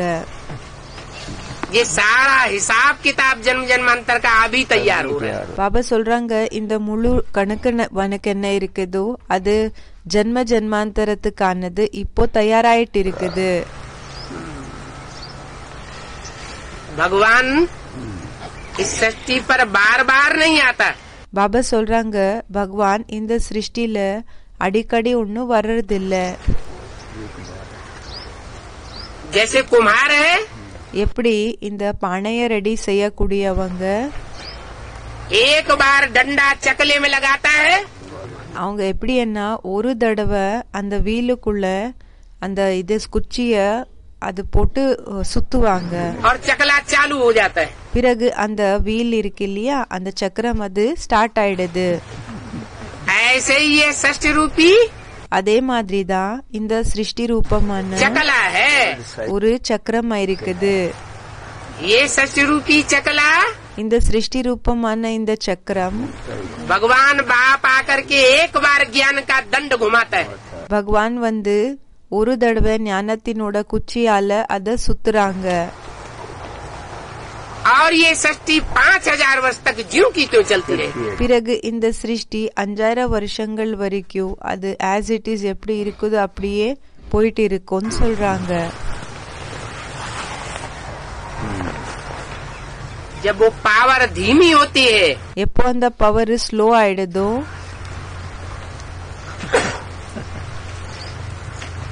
तो फोर्स जो जानवरियत के अवतार हैं அப்போ அந்த விலங்குகளினோட அவதாரம் என்ன இருக்குதோ அவதாரங்கள் संसार में உலகத்துல जानवरियत फैलाने वाले हैं। அந்த விலங்கு தன்மைய பரவக்கூடியவங்க वो द्वैतवाद फैला देते हैं। அவங்க இரட்டைவாதத்தை பரவிடுறாங்க. दो दो धर्म शुरू हो जाते हैं, ரெண்டு தர்மம் ஸ்டார்ட் ஆயிடுது. दो धर्मों से चार धर्म शुरू हो जाते हैं, 2 தர்மத்திலிருந்து 4 தர்மங்கள் ஸ்டார்ட் ஆயிடுது. 4 से 8 मतें शुरू हो जाती हैं 4லிருந்து 8 டைரக்ஷன்ஸ் ஸ்டார்ட் ஆயிடுது. और सब आपस में लड़ते झगड़ते. பிறகு எல்லாருமே ஒருத்தருக்கு ஒருத்தர் சண்டை போட்டுக்கிட்டே தான் இருப்பாங்க. द्वापर से कलयुग बन जाता है. துவாபர யுகத்திலிருந்து கலியுகம் உருவாகிடுது. कलयुग को कहा जाता है कलह कलेश की दुनिया. கலியுகத்துக்கு சொல்லப்பட்டிருக்குது சண்டை சச்சரவினோட உலகம். ये कलह कलेश कब पैदा होता है? இந்த சண்டை சச்சரவு என்றது எப்போ ஸ்டார்ட் ஆகுது? जब मतों में व्यभिचार पैदा होता है. எப்போ அந்த டைரக்ஷன்ஸ்ல व्यभिचाரம் என்றது ஸ்டார்ட் ஆகுதோ அப்போன்னு சொல்றாங்க. अनेक मत का रावण राज्य करता है. நிறைய டைரக்ஷன்ஸ் என்னோட எப்படின்னா ராவணன் आज से 200-300 साल पहले பாபா சொல்றாங்க இன்னிலிருந்து 200 வருஷம் 300 வருஷங்களுக்கு பின்னாடி दुनिया के देश देशांतर में राजाओं का राज्य था. உலகத்துல ஒவ்வொரு தேசங்கள்ல கூடயும் ராஜாக்களோட ராஜ்யம் இருந்ததா या प्रजातंत्र राज्य था. இல்லன்னா மக்களாட்சி என்றது இருந்ததா? अभी अंत में आकर के माया रावण इतना प्रबल हो जाता है. இப்போ கடைசில மாயா ராவணன் எந்த அளவுக்கு பவர்ஃபுல் ஆயிடுறான்னா 10 शीश वाला रावण 10 தலைகள் இருக்கக்கூடிய ராவணன் इतनी प्रबलता धारण करता है எந்த அளவுக்கு பவர்ஃபுல்லான அந்த ஒரு कि आज दुनिया के सभी देशों में प्रजातंत्र लागू हो गया. சக்திசாலியான ரூபத்தை தாரண செய்யறான்னா இன்னைக்கு ஒவ்வொரு தேசத்துல கூடயும் மக்கள் ஆட்சி என்றது ஸ்டார்ட் ஆயிடுச்சு. नेपाल में अभी तक राजा का राज्य था. நேபாள்ல இன்னைக்கு வரைக்கும் ராஜா என்னோட ராஜ்யம் இருந்தது. अब वहाँ भी இப்போ அங்க கூடயும் प्रजातंत्र राज्य लागू हो गया. பிரஜாதந்திரம் என்றது ஸ்டார்ட் ஆயிடுச்சு, பொறந்துடுச்சு. ये प्रजा के ऊपर प्रजा का राज्य. இந்த பிரஜைகள் மேல பிரஜைகளோட ராஜ்யம். भगवान कहते हैं ये बेकायदे राज्य है. பகவான் சொல்றாங்க இது சட்டத்துக்கு விபரீதமான ராஜ்யமாக இருந்தது. इस राज्य में कोई धनी धोरी नहीं. இந்த ராஜ்யத்துல எந்த விதமான இதுல ஹெட் என்ற கூடியவங்க இல்ல. तुंडे तुंडे मतिर भिन्ना. பாபா சொல்றாங்க எத்தனை தலைகளோ அத்தனை டைரக்ஷன்ஸ். जिसको जो मन में आता है யாருக்கு என்ன மனதுக்குள்ள வருதோ सोई कानून बनाते रहते हैं. அதேதான் ரூல்ஸ ரெடி பண்றாங்க.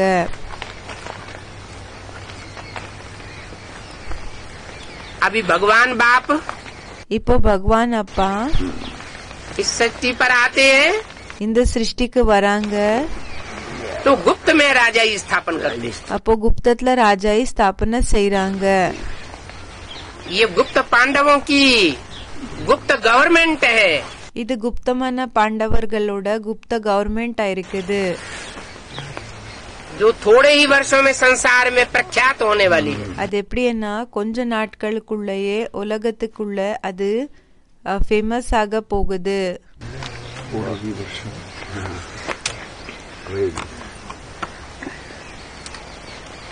जो अनेक अनेक मानवीय धर्म है. இப்போ நிறைய மனிதர்களோட தர்மம் என்ன இருக்கு, और उनके फॉलोअर्स हैं. பிறகு அவங்களோட ஃபாலோவர்ஸ் யார் இருக்காங்க, उनमें से அவங்கள जो श्रेष्ठ श्रेष्ठ आत्माएं हैं. யாரு சிரேஷ்ட ஆத்மாக்கள் இருக்காங்க. क्योंकि हर धर्म में श्रेष्ठता भी होती है.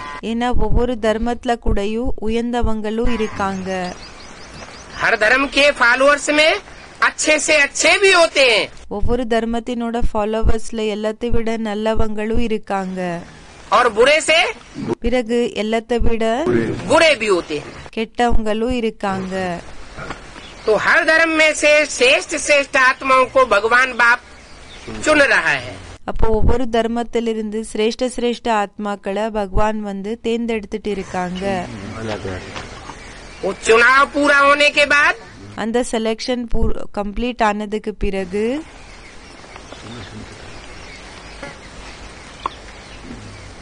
कार्य पूरा हो जाएगा. அந்த வேலைன்றது முடிஞ்சு போயிடும் சொல்றாங்க. माला तैयार हो जाएगी, மாலா ரெடி ஆயிடும், पढ़ाई पूरी हो जाएगी படிப்பு கம்ப்ளீட் ஆயிடும், और नंबर डिक्लेयर होना शुरू हो जाएंगे. பிறகு நம்பர் அவுட் ஆகுறதுக்கு ஸ்டார்ட் ஆயிடும். जैसे वो पढ़ाइयाँ होती हैं எப்படி அந்த படிப்புகள் இருக்குமோ तो उसमें स्कॉलरशिप पाने वाले बहुत थोड़े होते हैं. அதுல ஸ்காலர்ஷிப் அடையக்கூடியவங்க ரொம்ப கம்மி பேர் இருப்பாங்க. फिर फर्स्ट क्लास पाने वालों की संख्या उससे ज्यादा होती है. பிறகு ஃபர்ஸ்ட் கிளாஸ் அடையக்கூடியவங்களோட எண்ணிக்கை அதை விட அதிகம் இருக்கும். फिर सेकंड डिवीजन आने वालों की संख्या பிறகு செகண்ட் டிவிஷன்ல வரக்கூடியவங்க और ज्यादा होती है. இன்னும் அதிகம் இருக்கும். और थर्ड क्लास पास होने वालों की संख्या பிறகு தேர்ட் கிளாஸ் பாஸ் ஆகக்கூடியவங்களோட எண்ணிக்கை बहुत ज्यादा होती है. ரொம்ப அதிகம் இருக்கும். ऐसे ही அதே மாதிரி தான் ईश्वरीय जो पढ़ाई है ஈஸ்வரிய படிப்பென்ன இருக்கு. वो सब पढ़ाई में இந்த படிப்புல जो स्कॉलरशिप पाने वाले हैं वो 8 फरिश्ते हैं. இந்த ஸ்காலர்ஷிப் அடையக்கூடியவங்க 8 ஃபரிஸ்தாக்கள் இருக்காங்க. जो हर धर्म में गाए हुए हैं. யாரு ஒவ்வொரு தர்மத்துல கூடயும் பாடப்பட்டிருக்காங்க. हिंदुओं में ஹிந்துஸ்ல नवग्रहों के रूप में उनका पूजन होता है. நவகிரகத்தினோட ரூபத்துல அவங்களோட பூஜை நடக்குது. दक्षिण भारत में अष्ट देवों के रूप में उनके मंदिर बनते हैं, पूजन होता है. பாரத்ல அஷ்ட தேவதைகளினோட ரூபத்துல கோயில்கள்ல அவங்களோட பூஜை நடக்குது. मुसलमानों में முஸ்லிம்ஸ்ல कुरान में भी लिखा हुआ है குரான்ல கூட எழுதிருக்காங்க. कि जब कयामत होती है तो खुदा के तख्त को எப்போ விநாசம் ஆகுதோ அப்போ பகவானோட சிம்மாசனத்தை 8 फरिश्ते उठाते हैं. 8 ஃபரிஸ்தாக்கள் அத தூக்குறாங்க. वो स्कॉलरशिप पाने वालों का அந்த ஸ்காலர்ஷிப் அடையக்கூடியவங்களோட रिजल्ट आना भी शुरू हो गया. ரிசல்ட் அவுட் ஆகிறதுக்கு கூடயும் ஆரம்பம் ஆயிடுச்சு. और दुनिया के लोग பிறகு உலகத்தினோட ஜனங்க रावण के भाई की तरह ராவணனோட தம்பி போல कुंभकर्ण की निद्रा में सोए हुए. கும்பகர்ணனோட தூக்கத்துல தூங்கிட்டு இருக்காங்க. ओम शांति. ஓம் சாந்தி.